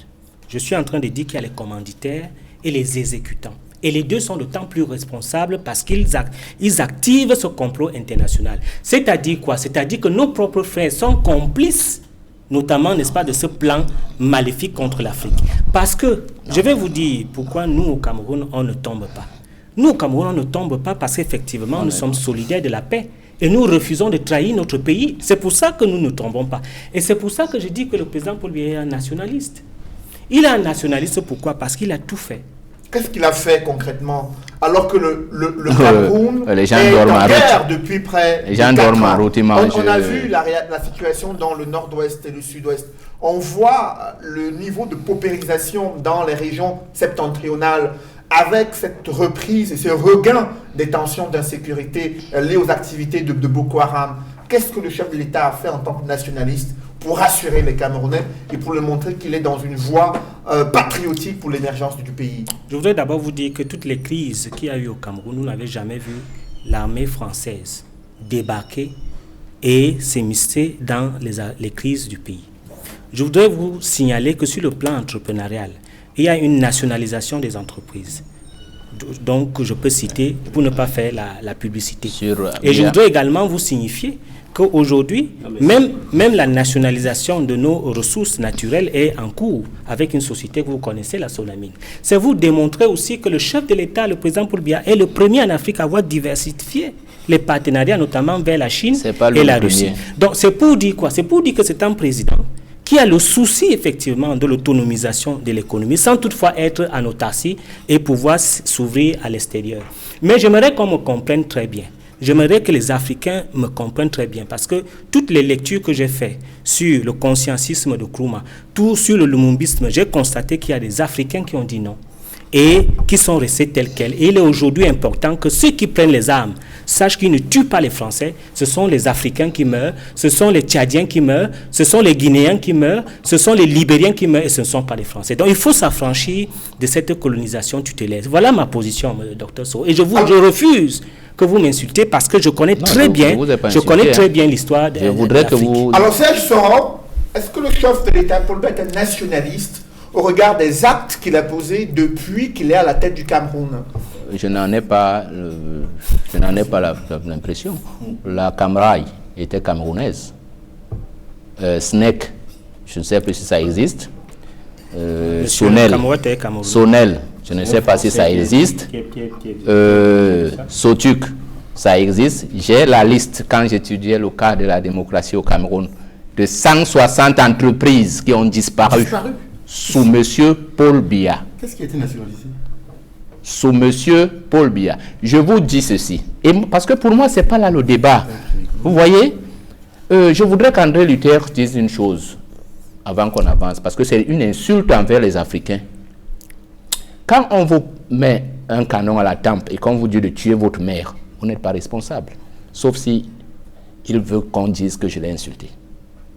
Vraiment, il ne faut plus redire ça sur un plateau de télévision. Non, moi je vous n'allez jamais ouvrir la bouche pour dire que les Juifs ont mis Hitler au pouvoir. Si vous le dites, vous êtes censuré dans le monde entier. Vous ne pouvez pas venir sur une chaîne aussi sérieuse. C'est incompréhensible parce que c'est lugubre. Mais je suis en train de vous dire que les Africains sont responsables de ces massacres. Non. Autant que les Français. Non, il n'y a pas de... Quand un soldat dans l'armée, laissez-moi vous raconter la leçon parce que j'en ai la formation. On nous a appris que le soldat exécute intégralement les ordres tels qu'on lui sont donnés parce que la responsabilité de l'exécution de ces ordres échoue aux supérieurs qui les donnent. Monsieur, je suis désolé et je pense qu'il vous faut penser à une autre émission où nous viendrons dire aux Africains la vérité, nous les panafricains et les patriotes. Parce que ceux qui gouvernent, vous croyez que vous êtes le seul à le connaître? Je vous en prie, André Luther, il a la parole. Dans une bulle. Nous ne les insultons pas. Ce sont les exigences de la gouvernance. Sauf qu'il ne gouverne pas pour nous puisqu'il l'a reconnu. Je ne l'ai pas reconnu. Il dit très bien que ces gens qui sont des agents commerciaux des comptoirs coloniaux, parce que nous sommes encore en colonie. Les exécutants. Ils sont des exécutants, il a dit. Sauf si en disant, il n'a pas pensé. Et justement, au Cameroun, il y a ceux qui pensent et ceux qui dépensent. Malheureusement, pour lui, il est souvent du côté de ceux qui dépensent. Il ne pourra jamais dire que les Juifs sont des auteurs de la Shoah. On ne fera pas le débat. Il me dit. On ne fera pas le débat sur... des colonisateurs. On ne fera pas le débat sur l'histoire des Juifs victimes du nazisme dans le monde. Voilà. Il faut donc qu'on arrête d'insulter les Africains que les Juifs ont quand été on veut victimes défendre... du nazisme. Restons sur la question de fond, s'il vous plaît. Voilà, la question de fond... à ce néocolonialisme. Voilà, il faut donc qu'il exclue. Il faut qu'il exclue de la responsabilité. C'est ça que je veux, parce que la victoire du colon, c'est de disparaître derrière le rideau, mais de continuer à coloniser et de faire croire aux gens que ce n'est pas lui. Or, c'est ça le vrai problème. C'est pour ça que j'ai fait appel à l'autre élément, malheureusement. Vous comprenez donc que même pour l'Africain, il faut s'interdire sur les plateaux d'imaginer que les Africains ont colonisé. Parce que le dire, c'est dire qu'ils ont colonisé. Ils ont été victimes de la colonisation qui continue. Et à partir de ce moment, la bataille commence donc et on se met en ordre. Ce que je veux aussi ajouter, c'est que, vous voyez, c'est triste. Il dit qu'on va construire ensemble l'émancipation de nos peuples, mais on n'est pas d'accord sur les causes de la défaite. Vous ne pouvez pas. C'est quand vous avez fait le bon diagnostic et que vous avez identifié ensemble et vous êtes d'accord que c'est ça le mal, que vous pouvez construire ensemble. Sinon, la guerre continue. Il prétend que prendre les armes, c'est mauvais. Mais écoutez, quand la confiscation du pouvoir, quand vous bouchez toutes les règles d'accès à la gestion du bien pour le peuple, vous croyez qu'il reste quoi? Il reste la guerre. Et oui, et le Cameroun n'y a pas échappé. Il y a eu combien de coups d'État au Cameroun? Vous ne le connaissez pas? La paix, ce n'est pas la paix des cimetières. Le Cameroun n'est pas en paix. On n'est pas en paix quand on dort affamé. On n'est pas en paix quand on reste sur une moto 24 heures sur 24 dans un carrefour, monsieur Meka. Le Cameroun n'est pas en paix. Boko Haram a pris 3 régions. 2 sont au nord-ouest et au sud-ouest. Cho Ayaba n'a rien à y voir. Si Cho Ayaba en est arrivé à dire qu'il faut prendre les armes, mais c'est parce qu'il ne voyait pas les perspectives même dans la décentralisation. Le maire est là. Moi, j'ai un maire. Les gens construisent. Prenons la moto, allons dans les rues du Cameroun. Chaque famille est en train de construire une baraque sur la chaussée pour vendre la tomate, l'igname et tout ça. Ce n'est pas une république. Nous ne sommes pas en République, Et quand vous voyez ces images, c'est la guerre qui s'annonce. Quand vous voyez ces C'est images, le conflit social potentiel, parce que dès que Quel vous allez conflit? raser ces gens, C'est de la caricature que vous faites. c'est pas de la caricature. Descendons en rue, là, devant Camerounais Equinox. sont contents de leur Devant pays. Equinox, là. Oui. Les Camerounais qui ont marché contents avant-hier, de les leur Ben pays. Skinner qui ont marché avant-hier à Yaoundé étaient contents Ceux de qui leur sont en pays. prison pour leur liberté Mais sont vous contents. prenez des cas isolés. je vous avez en déjà prie, vu un c'est pays- comme ça celles que ça seront commence. à Vous la avez déjà parole. vu un pays où il y a Mais la ça paix comme ça, totale. le problème C'est pas avec le paradis. vous, le problème avec vous, c'est que vous êtes comme un homme normal qui refuse de voir. Donc vous êtes pire qu'un aveugle. C'est comme ça que Ce ça monsieur commence. est plein d'insultes dans ça. C'est comme ça que ça commence avant propos, hein. d'imploser. Vous comprenez, hein? Ça commence tout doucement comme ça. Allez nettoyer le marché Congo si vous n'allez pas avoir la guerre civile au Kadwala. Mais comment en est-on arrivé que tout un marché soit sur la chaussée? Si on a une bonne gouvernance, ça n'arrive pas. Parce que chacun reste à sa place. Allez remettre de l'ordre au carrefour de Koti. Vous savez, je vais vous faire une confidence. On a nommé un préfet ici une fois. Il a fait dans son discours une déclaration qu'il va résoudre le problème de Ndokoti. Et que c'est Le passé? soir, le gouverneur l'a appelé. Le gouverneur de la région de l'époque l'a appelé. Il lui a dit, Ce sont des anecdotes. je peux, dans mon livre qui sort bientôt, j'ai cité Ce sont les noms. des anecdotes. Vous aurez le temps de lire. Des Il lui a dit, anecdotes. vous allez toucher à tout, sauf Ndokoti. Et pourquoi cette Parce que, prescription? parce que si vous enlevez ces gars qui survivent à Ndokoti, Douala implose. Et si Douala implose, le Cameroun prend feu. On ne peut donc pas gérer un pays avec une épée de Damoclès sur la tête. Et mon problème n'est même pas ça, parce que ça, ce sont des conséquences, des métastases d'un cancer qui est ailleurs et qui est la France. Sans dilution de sa responsabilité, c'est la France seule. Alors justement, Pourquoi? Donnez-moi un mot pour le dire avant de... Vous l'avez dit, nous permettons à d'autres de réagir pour avancer dans le débat. Edmond Kangia, au-delà de la responsabilité des anciennes, des Si vous pouvez puissances remplacer. qui ont administré le Cameroun sous la SDN et sous les Nations Unies et l'Afrique centrale principalement, comment appréciez-vous cette attitude des dirigeants africains qui, lorsqu'ils sont en manque de popularité sur le continent, agitent le chiffon rouge de la France pour s'attirer les faveurs de leurs compatriotes, alors qu'il y a des réalités indescriptibles comme celle que vient d'évoquer Serge Soro? Je voudrais d'abord vider un petit problème mal cerné par M. Meka lorsqu'il a parlé des coups d'État. Il a dit tout à l'heure, enfin, un peu au début de l'émission, qu'il n'y avait pas eu coup d'État au Tchad. Je voudrais qu'on vide d'abord ce petit contentieux que nous avons déjà géré ici sur ce plateau dimanche dernier, pour lui dire qu'effectivement, s'il ne le sait pas, il y a eu coup d'État au Tchad. Il y a eu coup d'État parce que c'est un pays qui a une constitution. Si on est dans une situation où même vous avez reconnu que Idriss Déby a été assassiné, donc il est mort. En cas de décès, en cas de vacances du pouvoir, en cas de décès, d'empêchement ou de démission, il est prévu dans la constitution tchadienne que celui qui assure l'intérim, c'est le président de l'Assemblée nationale. Et au cas où lui, il ne le peut pas, c'est le premier vice-président de l'Assemblée nationale.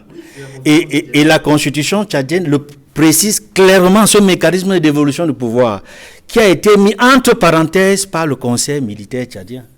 C'est-à-dire, il a dissous le président Idriss Déby Itno, le fils, avec son équipe de 15 généraux. On dissout toutes les institutions. J'ai dit la constitution, j'ai dit le gouvernement, le parlement. C'est-à-dire en réalité que aucune des autorités ne pouvait plus avoir mot au chapitre. C'est un changement. Ce qui s'est passé au Tchad, c'est un changement antidémocratique. C'est un changement anticonstitutionnel. Et la charte africaine de la démocratie, des élections, de la gouvernance, considère tout changement anticonstitutionnel comme un coup d'État, un putsch. C'est le premier cas de figure. Il y a plusieurs cas de figure où il y a changement anticonstitutionnel. Donc, c'est un coup d'État. Je voulais qu'on soit rassuré là-dessus avant d'avancer, M. Meka. Vous ne le saviez peut-être pas. Je vous renvoie lire la charte africaine de la démocratie, des élections et de la gouvernance. Parce que c'est le même réseau qui continue la gestion du pouvoir. Est-ce qu'il y a donc coup d'État à ce niveau? Monsieur Meka, vous ne m'avez même pas écouté. Je vous ai écouté. Je vous dis qu'il y a eu coup d'État. Ok. Parce qu'il y a un changement anticonstitutionnel. Point. Un push, un coup d'État est un changement anticonstitutionnel. Et si ça arrivait au Cameroun, je dirais la même chose. Il y aurait coup d'État. chaque fois qu'il y a push ou changement anticonstitutionnel, chaque fois que les institutions ont été mis entre parenthèses, dissous. Vous devriez dire merci pour la leçon. C'est Donc, discutable. Monsieur Meka, Edmond Kambia, après ces précisions, est-ce qu'on c'est peut un avancer cours de dans... droit et de sciences politiques que je vous donne Je dis gratuitement. que c'est Et Avançons je vous dans renvoie l'émission. même dans les lectures. à Avançons faire. dans l'émission, Edmond, je vous en prie. C'était important avant de continuer.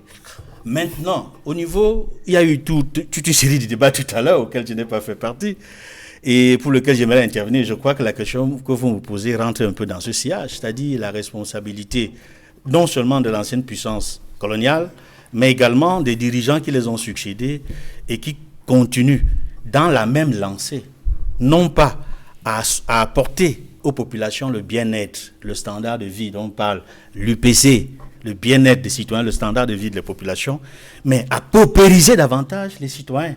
Et curieusement, on a l'impression que les dirigeants qui ont succédé aux Blancs, et cela m'amène à citer l'œuvre de Frantz Fanon, Peau noire, masque blanc.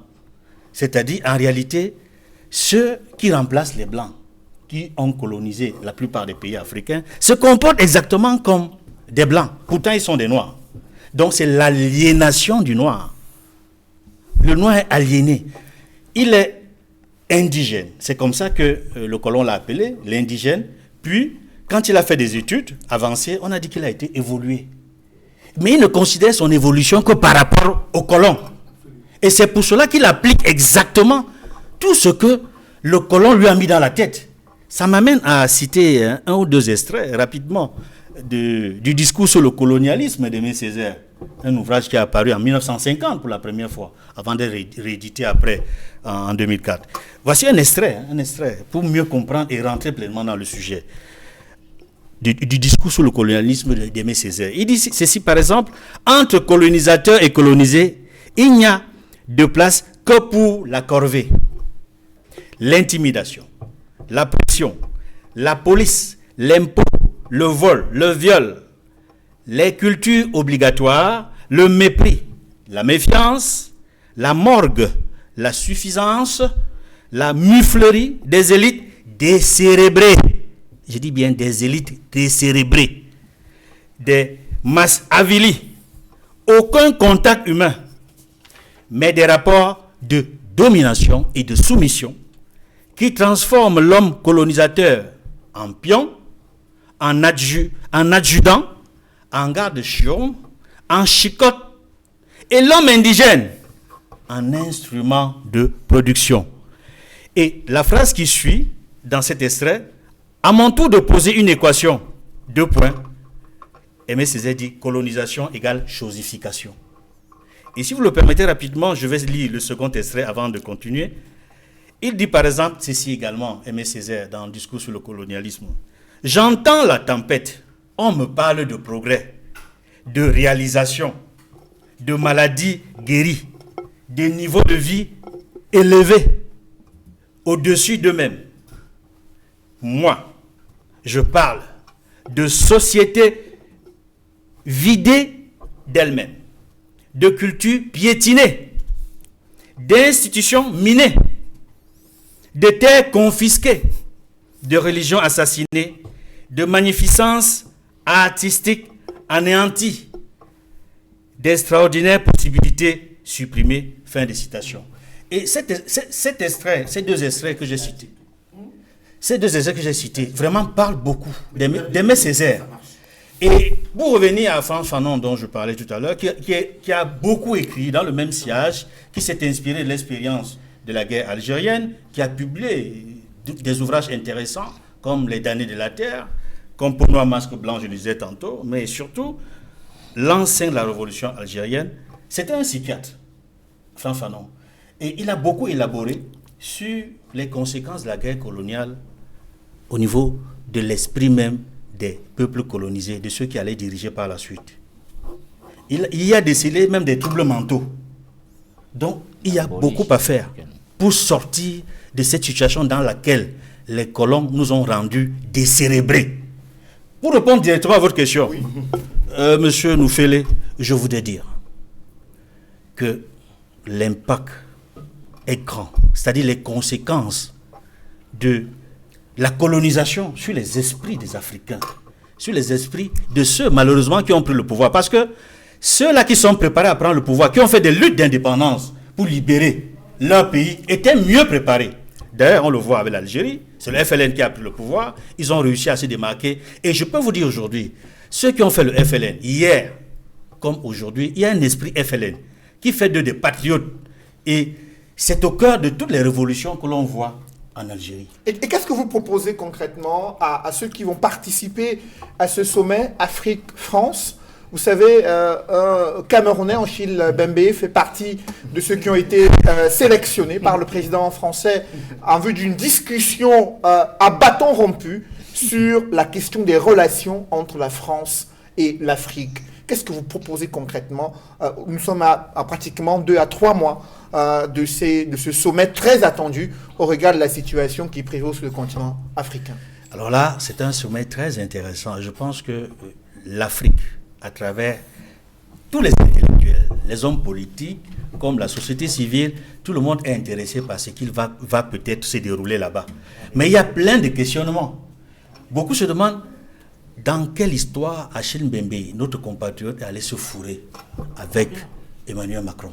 C'est la première question que beaucoup se posent, notamment les intellectuels, connaissant l'histoire de l'intellectuel qu'est Afrique Mbembe, connaissant ses ouvrages, connaissant son parcours, sa trajectoire, les difficultés qu'il a connues, non seulement dans son parcours d'intellectuel, mais également dans ce qui peut apparaître comme étant son côté d'intellectuel indocile.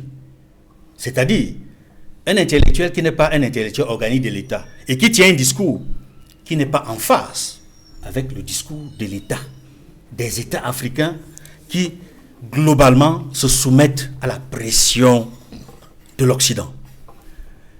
De le voir accepter ainsi une telle rencontre, accompagner ces rencontres. J'ai lu plusieurs publications, notamment des entretiens qu'il a publiés à RFI, à Jeune Afrique. Il a essayé de défendre sa position.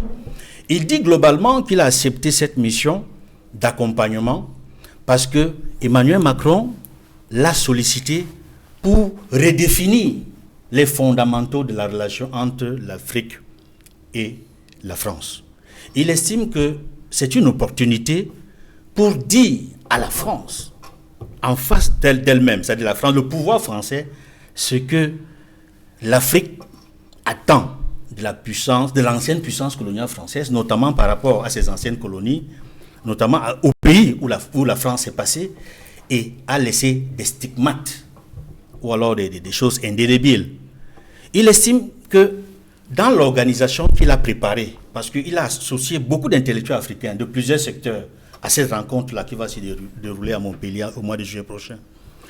Mais est-ce que, une autre question que je vais poser, est-ce que Achille Mbembe et tous ceux qui l'accompagnent dans cette mission auront la capacité de faire passer le message qu'ils souhaitent à la France et que la France réussira à appliquer ce que eux ils veulent faire passer pour l'Afrique dans les fondamentaux de la relation Afrique et France. Maintenant, mon commentaire et mon analyse de la question, c'est que au départ, j'ai été de ceux qui ont estimé de bout en bout que ça ressemblait à un attaque-nigo, cette rencontre. Et vu ce qui s'est passé au Tchad, parce que l'actualité nous donne de connaître ce que la France, à travers Emmanuel Macron et à travers d'ailleurs tous ceux qui l'ont précédé, ont toujours dit et pensé depuis De Gaulle de l'Afrique. L'Afrique n'est rien. La France n'est rien sans l'Afrique. La France n'est rien sans l'Afrique. Est-ce que cette rencontre-là va contredire, n'est-ce pas, cette phrase du général de Gaulle, qu'il faut garder la France toujours avec soi, parce que si on s'éloigne, si la France s'éloigne de l'Afrique, elle perdra beaucoup de ses ressources qui font d'elle la puissance militaire qu'elle est, la puissance économique qu'elle est, et surtout le membre du Conseil de sécurité qu'elle est. N'oubliez pas l'uranium du Niger. Mais c'est ça qui fait la force de la France. C'est ça qui fait d'elle une puissance nucléaire. Mais que devient le Niger depuis son indépendance jusqu'à ce jour? Qu'est-ce que le Niger profite de son uranium? Est-ce que cela aide le Niger à sortir du groupe des pays les plus pauvres du monde?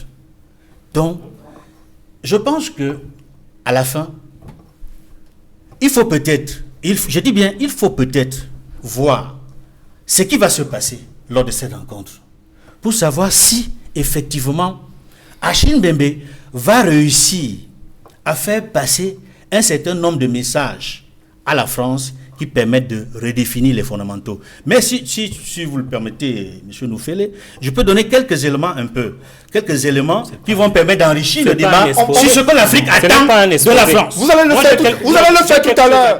Avant André Luther Meka. Parce que je suis pas d'accord de sa définition conventionnelle du coup d'État. Avant André Luther Meka. Il n'y a pas eu prise de pouvoir. Vous l'avez dit, il a donné notre point de vue. Avançons dans le débat. Guy Laurent Kwame, alors il y a cette relation entre la France et l'Afrique au regard des événements vécus au Tchad et dans d'autres pays africains francophones qui ont été administrés et colonisés par la France. Pour vous, comment défaire ces liens du néocolonialisme? Je voudrais d'abord, en répondant à votre question, parce que tout à l'heure il y a beaucoup de développement et il y a beaucoup d'amalgame. Et concernant nos offres politiques, par exemple, j'ai constaté que le représentant du RDPC fait absolument tout pour nous solidariser de ce qui se passe aujourd'hui en Afrique concernant nos relations avec la France. Donc il est important pour nous de lui dire qu'il faut opérer, si vous voulez. C'est votre président qui s'est autoproclamé président par le soutien de la France. Donc je suis en train de dire qu'il faut absolument opérer la différenciation. Il allait demander l'asile en France. Tu es au courant? Vous êtes bien tenu depuis le début de ce débat. Bon, mais là, vous entrez rapidement dans la boue, comme vous avez le faire dans les réseaux sociaux. Restez responsable. Non, je ne parle pas des réseaux sociaux. Parce que vous dites des choses, Non, je n'ai absolument pas. Je n'aime pas dans les réseaux sociaux. Je vous donne l'information. Allons donc, quelle information? Allons donc sur un débat qui soit responsable et arrêtez de descendre dans la boue comme vous avez l'habitude. Non, moi je ne descends pas dans la boue. Faites la différenciation. Tout à l'heure, il y a eu un discours ultra pessimiste du côté du représentant de l'UPC qui estime qu'aucun parti politique camerounais, sinon seulement l'UPC, travaille pour la véritable décolonisation. Je dis que ce n'est pas vrai. Il faudrait qu'on pense que depuis Oumniobé quand même, il y a des Camerounais qui ont une conscience nationaliste et qui se sont toujours battus pour que la décolonisation s'opère, pour qu'on sorte enfin de l'esclavage dans lequel nous continuons malgré tout à être. Donc, nous devons tout faire pour que les valeurs démocratiques, on doit se battre ensemble pour que les valeurs démocratiques nous amènent vers un continent totalement décolonisé. Nous avons vu tout à l'heure ici, Cédric, parce que c'est important que l'on remarque, que le représentant du RDPC nous a dit qu'en cas d'exception, l'armée peut protéger le pouvoir. Il a dit protéger le pouvoir. Mais protéger le pouvoir de qui? Le pouvoir du peuple? Bien sûr. Ou bien le pouvoir d'un individu? Parce que si c'est le pouvoir du peuple, alors qu'est-ce qui s'est passé au Tchad? Pour que le fils d'un président dise que non, je vais prendre le pouvoir pour moi, et puis que la France dise, ok, nous acceptons que ce monsieur puisse prendre le pouvoir, on verra ce qui va se passer ensuite. Et que monsieur Luther Meka vient insidieusement ici nous proposer ce qu'il appelle la succession héréditaire. C'est ce que je vous ai proposé. Et il essaie de développer cette notion en plein dans un état aussi que nous voudrons démocratique comme le Cameroun. Non, monsieur Meka, soyons sérieux. Sachant que si vous et nous voulons un pays en paix, comme vous l'avez dit, il faudrait bien qu'on respecte les règles et que tout le monde, tous les Camerounais, puissent savoir qu'ils ont une chance de proposer un Cameroun qu'ils veulent et de le proposer à la population et non que l'armée se dise qu'elle a protégé le pouvoir d'un individu. Lorsqu'un pays est instable, les forces de l'ordre prennent leurs responsabilités. Et nous avons vu que tout à l'heure aussi, notre ami de l'UPC nous a dit que pour que la démocratie se fasse, il fallait absolument être violent. C'est-à-dire que les gens s'inscrivent et aillent dans les bureaux de vote et aillent dans les bureaux de vote protégés. J'ai entendu ce discours ailleurs. Voilà. Il y a un député dans ce pays qui nous a dit qu'il avait pris des bidons de carburant pour qu'on puisse valider le fait oui. Donc je sais exactement. Je ne sais pas, mais je sais que la démocratie il y a un leader. Excusez-moi que je voudrais bien poursuivre. En vous disant qu'aujourd'hui on voit qui sont les partis politiques violents. Parce que nos amis politiques sont incarcérés parce qu'ils ont utilisé des méthodes pacifiques pour faire des revendications. Il y a le respect des lois. Dans tout pays, il y a le respect des lois. Vous avez l'armée. Notre ami l'UPC a dit qu'il peut taper sur comment on appelle ceux qui contrôlent les élections dans les bureaux de vote. Et un député ça peut arriver s'il y a des et un député a ne dit confondez pas les choses. Je confonds rien. Écoutez, j'explique. Quand vous vous mettez à route là. Non, oui, mais si vous commencez à vous égarer comme ça, vous allez distraire les gens. Je dis que si les gens... Et que je pouvais développer. J'ai dit que si les gens... Je vous en prie, monsieur. Vous ne me reprenez pas. Vous me reprenez in extenso, et là c'est fidèle. Si vous tordez mon propos, j'ai le droit de le corriger. La thèse que je voulais permettez qu'on avance dans le débat, messieurs. La thèse que je voudrais développer devant les Camerounais, c'est que nous avons la preuve de qui est parti politique violent au Cameroun et qui est le parti politique qui a proposé un changement d'avenir dans la paix. Et on le voit très bien. C'est ce que je voudrais. Parce que l'UPC n'a jamais pu les armes. C'est ce que je voudrais que les Camerounais comprennent. D'ailleurs, pour ce qui concerne le Tchad, quand nous avons eu des événements qui sont passés au Tchad, l'un des seuls hommes politiques qui s'est rapidement, je dis bien seul homme politique, qui s'est rapidement exprimé sur la question, avant même que la France ne change d'avis, c'est Maurice Kamto qui a demandé un dialogue inclusif au Tchad et qui a demandé le respect de la Constitution en soutenant le peuple tchadien. Il est important que les Camerounais comprennent cela. Donc, nous voulons vous dire aujourd'hui que nous devons continuer à accompagner les populations tchadiennes, comme Maître Tchapi l'a dit tout à l'heure. Accompagner les populations tchadiennes, s'il vous plaît, à mettre la pression. Si vous avez observé, quand M. Macron a fait son premier discours d'adoubement, il a fait un tweet, parce que c'est important de le relever, c'est aussi là qu'on sent la pression. Il a fait un tweet sur la question de la dévolution du pouvoir au Tchad en disant qu'il fallait d'abord protéger le pouvoir. Il y a eu en 1 heure près de 4000 commentaires de jeunes Africains, qui soient dans la diaspora ou au Cameroun, qui lui disaient de faire attention, sinon il va trouver les populations africaines en face de lui. Donc il est important de dire à notre ami, ne mélangeons pas tout le monde, ne disons pas que non, les Africains ne font pas, ne disons pas que non, il y a des gens qui ne travaillent pas à ce que nous puissions obtenir notre liberté totale. Non, il y a une jeunesse consciente, il y a une classe politique camerounaise et africaine de plus en plus consciente, qui est au niveau des enjeux et qui nous dit simplement, mettons-nous à l'action. Et c'est ce que le MAC a commencé à faire et nous demandons aux autres partis politiques, travaillons ensemble pour arrêter la furie du RDPC, pour arrêter ce parti politique qui veut nous ramener absolument dans la dictature. Alors, André Luther, vous avez défini, selon votre perception, les différents acteurs qui favorisent le néocolonialisme. À l'approche de ce sommet France-Afrique, au-delà d'Achille Bembe, il y a les dirigeants africains qui sont critiqués pour la qualité de leur gouvernance et qui sont accusés d'être des agents favorisant ce néocolonialisme lorsque leurs intérêts visant à rester au pouvoir sont mis en danger. Comment, selon vous, doit-on défaire ces liens du néocolonialisme? J'ai même l'impression que vous ne voyez pas le glissement qui existe aujourd'hui entre la conscience des chefs d'État africains et l'inconscience de la société civile. Aujourd'hui, les chefs d'État africains sont de plus en plus conscients de leur État africain et de leur peuple. Mais vous avez parlé d'Idriss Déby. Vous voyez le président Biya, par sa façon d'agir, par sa façon de pouvoir mettre un certain nombre de structures sur pied, montre qu'il y a une autonomisation de l'économie et une certaine vision africaine. Aujourd'hui, la France-Afrique a des pions, contrairement à ce que vous croyez les dirigeants, qui participent de la société civile, qui sont inféodés dans les sociétés et qui sont notamment les relais de la métropole. Mais vraiment, je ne comprends pas comment vous n'arrivez pas à voir ça. Lorsque vous parlez d'Achille Bembe, Achille Bembe, ce n'est pas un chef d'État. Achille Bembe, c'est un intellectuel qui se rapproche de Macron. Il y en a plusieurs comme ça. Et peut-être même sur ce plateau. Mais ce qui importe aujourd'hui, c'est quoi? Je le dis et c'est très important. Parce que j'ai vu comment M. Edmond Kamgiama lu une définition conventionnelle. Il voulait me parler notamment, s'il vous plaît. Je vous en prie. Je suis allé rendre compte au président français Macron. Vous avez entendu un président le dire? Je suis allé rendre compte à M. Macron. André Luther a la parole, André Luther.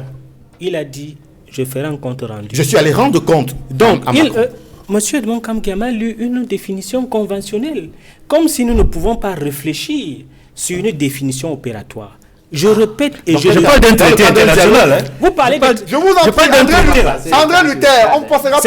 André Luther a la parole. C'est un document signé par le Cameroun. Vous avez donné votre point de vue, Edmond Kamgia. André Luther. Elle ne peut pas être mise en cause. Signé par le Cameroun. Elle ne peut pas être signé et ratifié par le Elle ne peut Cameroun. pas être améliorée. Mais pas avec vous. Pas que je suis Je vous en prie, messieurs, André Luther a la Il n'y a parole. aucun dialogue avec vous. André Luther a la parole. Comment? Allez-y, André Dans quel Luther. cadre? Cette pollution sonore démontre votre faiblesse.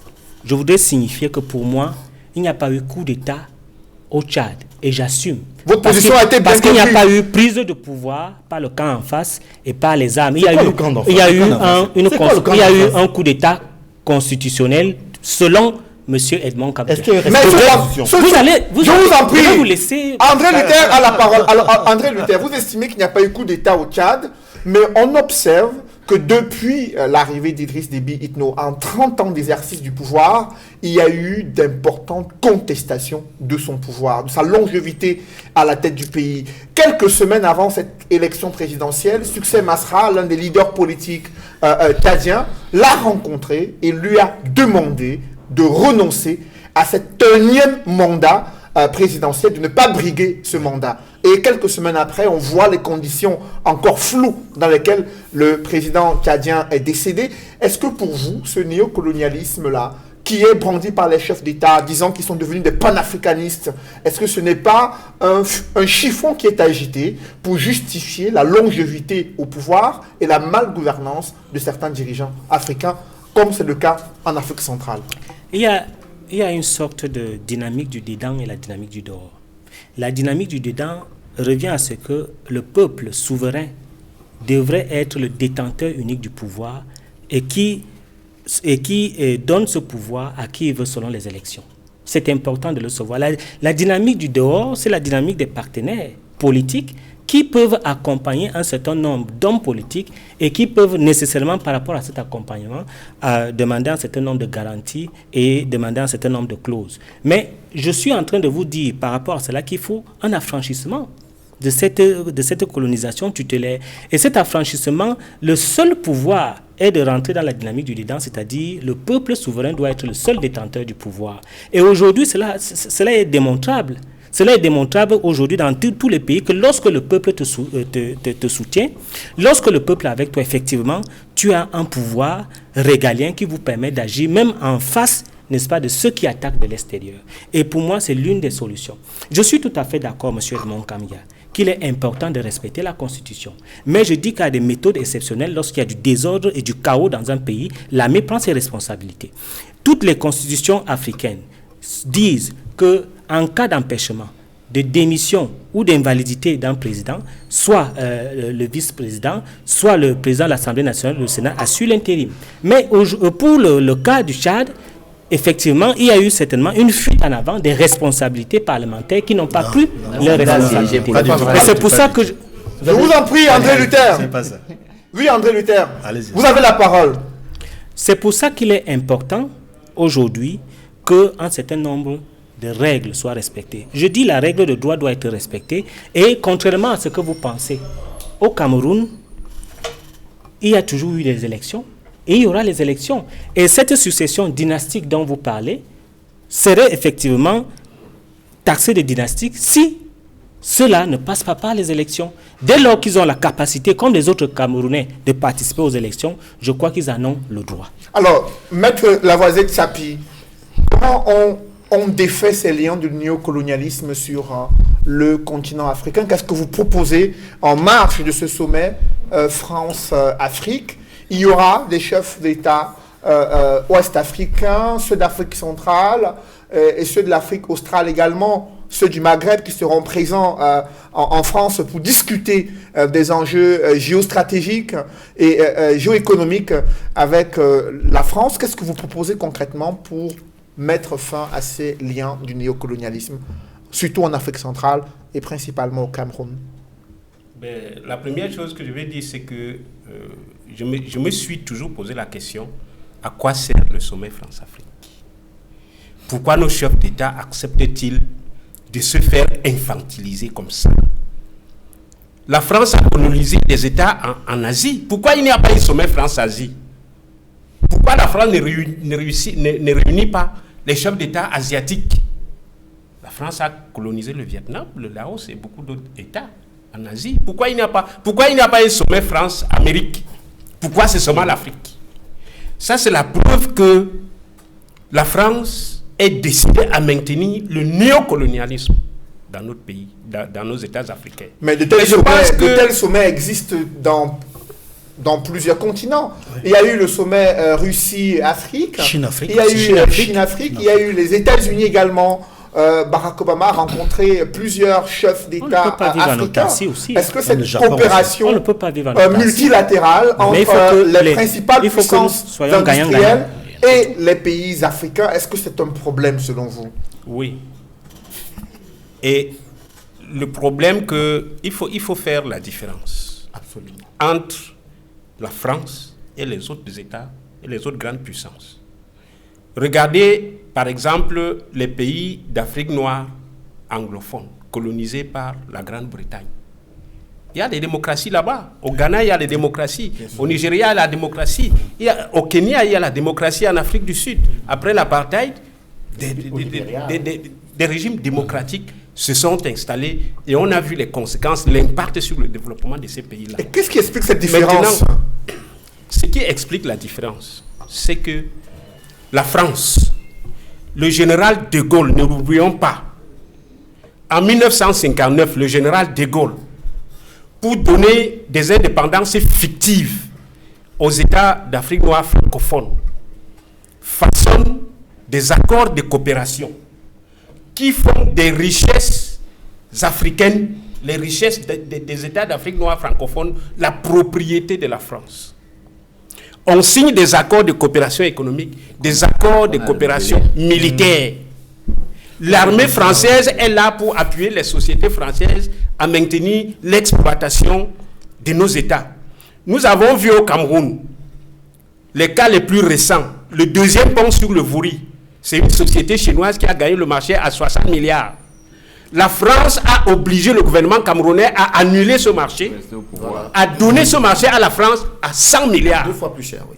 C'est-à-dire qu'on nous a obligés à perdre 40 milliards sur un pont, parce que c'est la France. Après, il y a des sous-traitants chinoises pour faire le pont. Bolloré avait perdu le marché de dragage du port autonome de Douala. François Hollande, président de France, a atterri au Cameroun, a fait une visite d'1 jour pour obliger Paul Biya à annuler ce marché, parce que c'est un consortium du Dubai Port Authority qui avait gagné ce marché.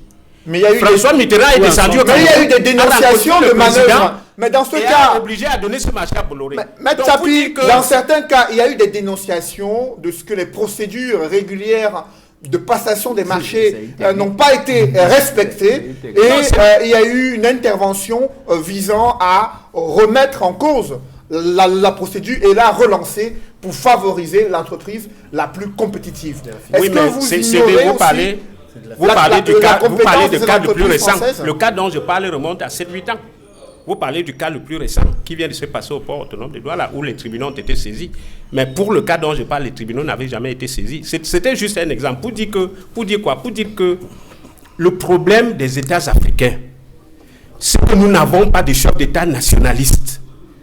Nous avons des gens qui savent qu'ils sont au pouvoir par la force de la France. Et que si les Français ne veulent pas, ils ne seront plus là. Et qui travaillent pour plaire à la France et non pour développer leur peuple. Regardez ce qui s'est passé avec Gbagbo en Côte d'Ivoire.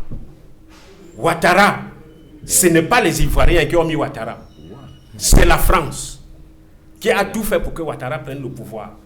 Parce que Gbagbo avait pris des relents nationalistes.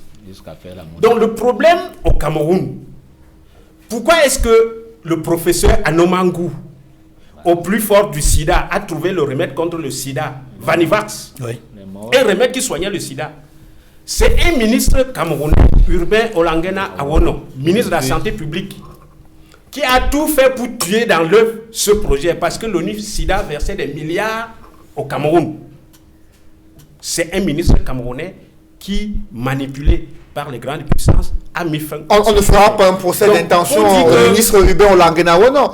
Vous savez qu'il y a un process scientifique d'évaluation d'une thérapie ou d'un vaccin par rapport à une maladie. Et si la communauté scientifique internationale n'a pas validé un tel process, il sera difficile pour un produit d'être utilisé dans les hôpitaux ou dans le protocole à adresser à un malade. Oui, ça c'est ce que les Blancs ont mis dans nos têtes pour nous infantiliser et pour nous empêcher de croire à nos potentialités et à nos possibilités de nous développer par nous-mêmes.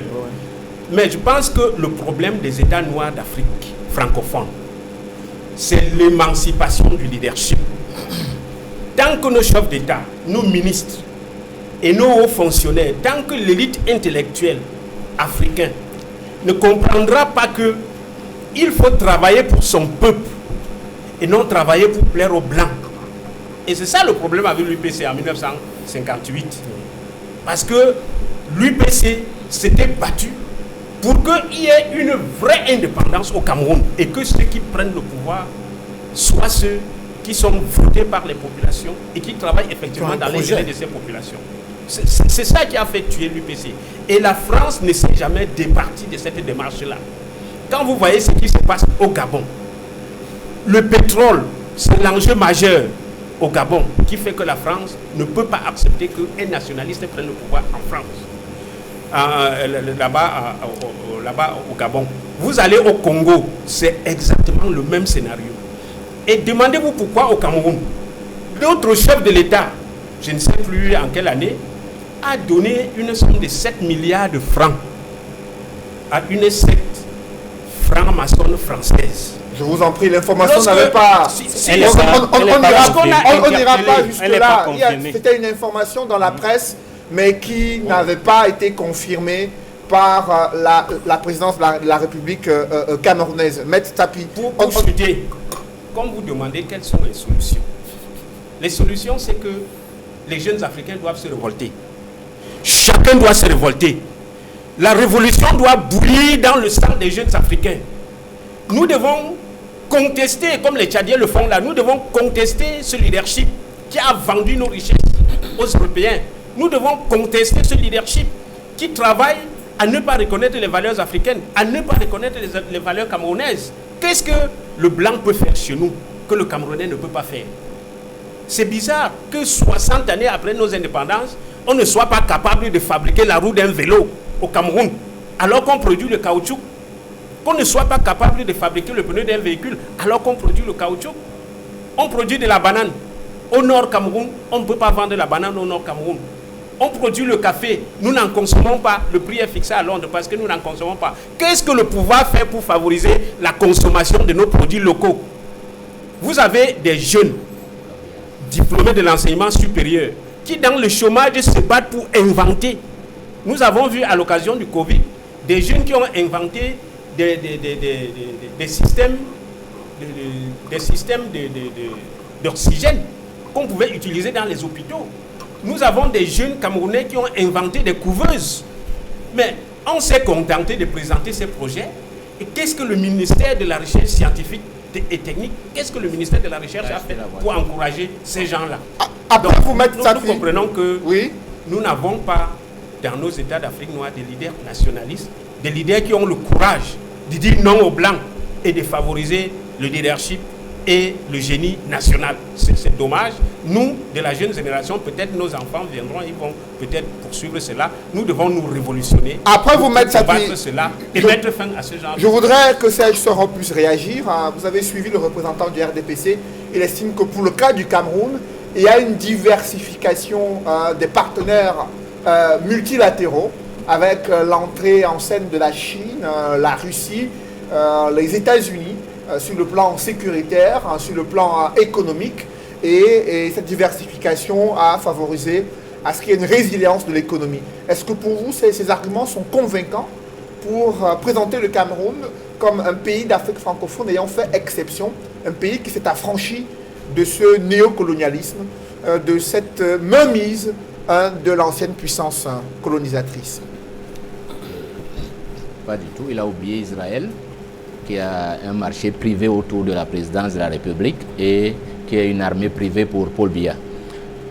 Moi, je ne pense pas, ce n'est pas une émancipation. Parce que c'est même tout ça, comme je vous ai dit au début, ce sont des conséquences. Et l'économie camerounaise actuellement ne permet pas à un Camerounais de bien vivre. Ça, c'est, il faut, comme il disait tout à l'heure, vous descendez en rue, là, et vous marchez, vous abandonnez votre véhicule et vous allez voir la misère partout.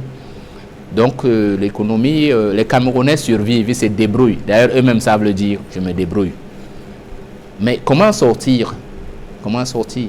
Il faut construire l'homme camerounais, l'homme africain, il faut le reconstruire. Parce que comme l'a si bien fait Edmond Kamougia tout à l'heure, la colonisation, c'est la chosification. Nous sommes devenus des choses. Et le malheur veut qu'on a confié les pouvoirs aux choses pour gouverner les hommes. Il faut donc qu'on construise d'abord ces consciences intellectuelles. Et elle est en train d'avancer. C'est pour ça que vous voyez une guerre farouche. Hein. Vous savez qu'après le sommet de la conférence du 27 août à Douala, la France a couru à Brazzaville organiser une conférence. Quand vous voyez la France courir avec Achille Mbembe, eh ben c'est parce que nous, on a dit que le sommet est inutile et qu'il faut faire... On a le temps.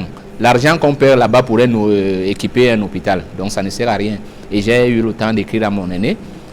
Bien qu'il n'ait pas répondu, j'ai lu sa réponse l'autre jour parce qu'il a publié une autre tribune. Et si vous la lisez, je crois que je vais encore lui écrire parce qu'il est en train de suivre une marche que je crois, celle de faire un pied de nez à Macron et de lui envoyer un document. Parce que la France n'a pas besoin de l'Afrique pour savoir ce qu'il faut faire, sauf qu'elle ne le fera pas. Et c'est pour ça que je reviens pour dire aux autres qui s'inquiètent quand je dis que la violence est la règle. La violence est la seule chose que l'Occident connaît. Vous savez pourquoi la France nous piétine? Parce qu'elle est consciente qu'on ne peut pas la vaincre. Le Tchad, si les Tchadiens décident de boycotter les produits français et de faire partir les entreprises françaises, Macron va changer. Si les Africains décident, Camerounais décident là maintenant que, ok, on en a marre. Si dans 24 heures, une mesure n'est pas prise pour que désormais au Cameroun, c'est les élections qui conduisent la vie, plus de produits français, total fermé et tout ça, vous allez voir Macron changer. Parce que ces gars ne comprennent que la violence. Et leurs armées dans ce pays, en Afrique, laissez-moi vous dire, monsieur Meka, je vous vois vous agiter. Leurs armées ne sont pas là pour la sécurité parce qu'elles ne peuvent pas. La France n'a jamais gagné une guerre. Je vais vous faire une petite sans être... Vous savez, la France, avec toutes ses bases, a à peu près, bon en ballant, 30 000 hommes en Afrique. Avec 100 000 hommes en Afghanistan, sur 600 000 km², l'Amérique n'a pas pu en 20 ans vaincre les talibans.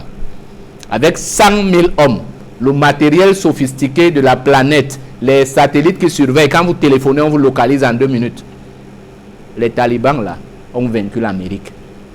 Ce n'est pas la France, avec 4 000 hommes qui ne savent pas se battre, et qui est allé faire tuer les petits Zagawa en disant qu'ils sont des guerriers, alors qu'ils n'ont jamais été des guerriers.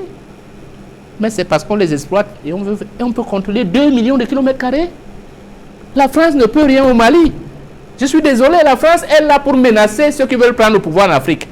Or, quand je dis que c'est la violence, c'est que cette violence est d'abord structurelle.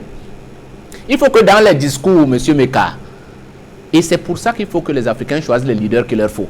Ceux qui ont le courage au moins de parler d'abord. Dans le discours, ça doit changer. Il ne faut pas confondre d'ennemis et créer la confusion. Nous ne sommes pas là pour dire qu'on n'aura pas de partenaire français si la France change. Non. Mais c'est à nous de l'appeler la France pour dire, ok, désormais nous voulons purifier l'eau de Vouri pour boire l'eau de Vouri. Parce que c'est possible, quand une ressource coule, on n'a pas besoin de creuser le sol. Mais ce n'est pas à eux de nous imposer qu'au lieu de l'eau, vous allez cultiver le cacao. Ce n'est pas ça, c'est ça qu'on refuse. Parce qu'on appelle ça la croissance de la décroissance par la pauvreté. On vous impose à déforester. Vous savez, toute l'Afrique de l'Ouest était giboyeuse et boiseuse. Toute l'Afrique de l'Ouest. Vous savez quels sont ceux qui ont rasé l'Afrique de l'Ouest? C'est la France. Mais dans ce discours, Emmanuel Macron estime que cette relation n'existe plus entre la France et l'Afrique francophone. Et je le cite. Les présidents français, les présidents africains sont ceux qui définissent leur propre politique économique il a dit ça et qui définissent leur budget et leur stratégie économique. Non, pour le franc CFA, c'est ce qu'il a dit. Macron était un crétois, c'est ce que je vous ai dit. Quand un Français vous dit bonjour, sachez qu'il vous a dit salaud. Parce que les Français sont des crétois, c'est-à-dire ils manquent de bonne foi. Ils vous mentent, comme il a menti là. Macron soutient Mahama Déby, c'est ce qu'il veut dire. Donc les Français sont des crétois, c'est des menteurs de bonne foi. Les Béotiens mentent de mauvaise foi, c'est-à-dire parce qu'ils sont ignorants. Il n'est pas question de dire que nous en avons contre. Nous avons contre la France gouvernante, la France de Hugues Capet, qui a décidé que l'Afrique est une propriété de ressources matérielles et un jardin.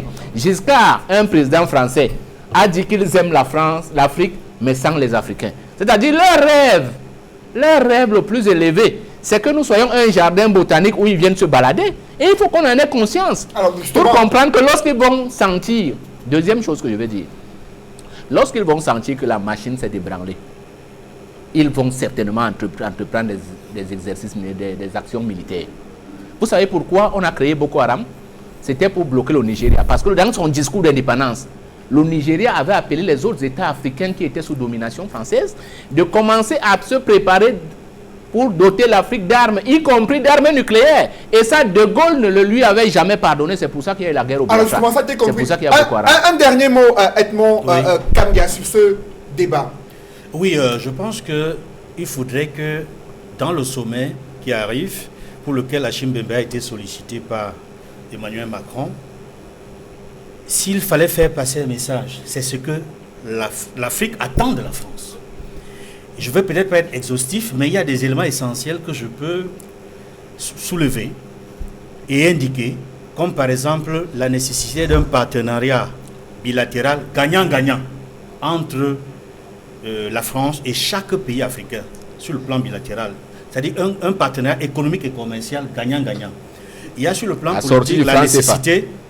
sur le plan politique, je vais parler de la nécessité d'accompagner les Africains ou d'encourager les populations africaines, la société civile, à faire en sorte qu'il y ait des constitutions consensuelles démocratiques, des constitutions où les mandats présidentiels sont limités et que les constitutions ne soient plus considérées comme des chiffons. Alors ça t'es compris. Et je n'ai pas terminé.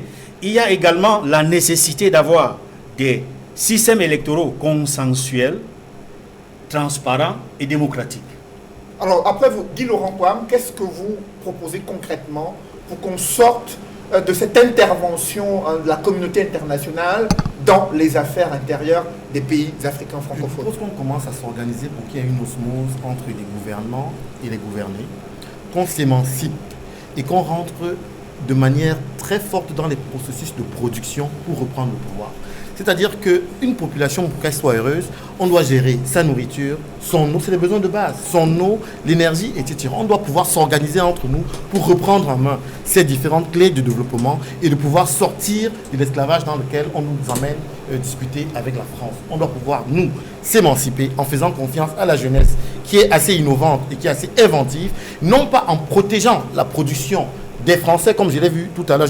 On a eu un débat il y a quelques jours où on demandait absolument d'empêcher les jeunes de faire des productions, des produits de, comment on appelle ça, comment on va dire ça, disons, de reproduire les produits qu'il y a ailleurs. Je dis non, il faut protéger l'invention, l'inventivité des Africains et l'État doit pouvoir mettre une stratégie pour qu'on puisse nous-mêmes être dans la production. C'est ça qui rend une monnaie forte et c'est ça qui rend un pays fort. Après vous, André Luther Meka, qu'est-ce que vous proposez Non, c'est une affaire simple.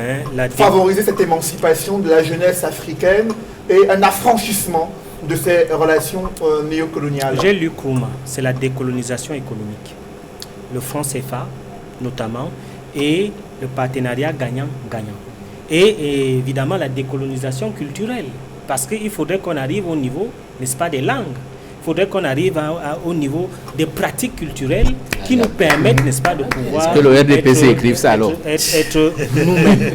Donc je crois qu'il y a peut-être un débat dessous.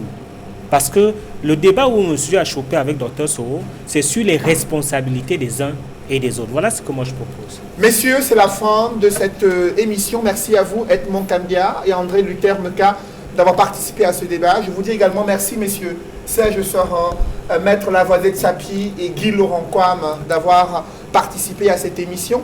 Mesdames, messieurs, c'est la fin de cette émission Droit de réponse. Merci de l'avoir suivi et merci de rester sur Equinox Télévision.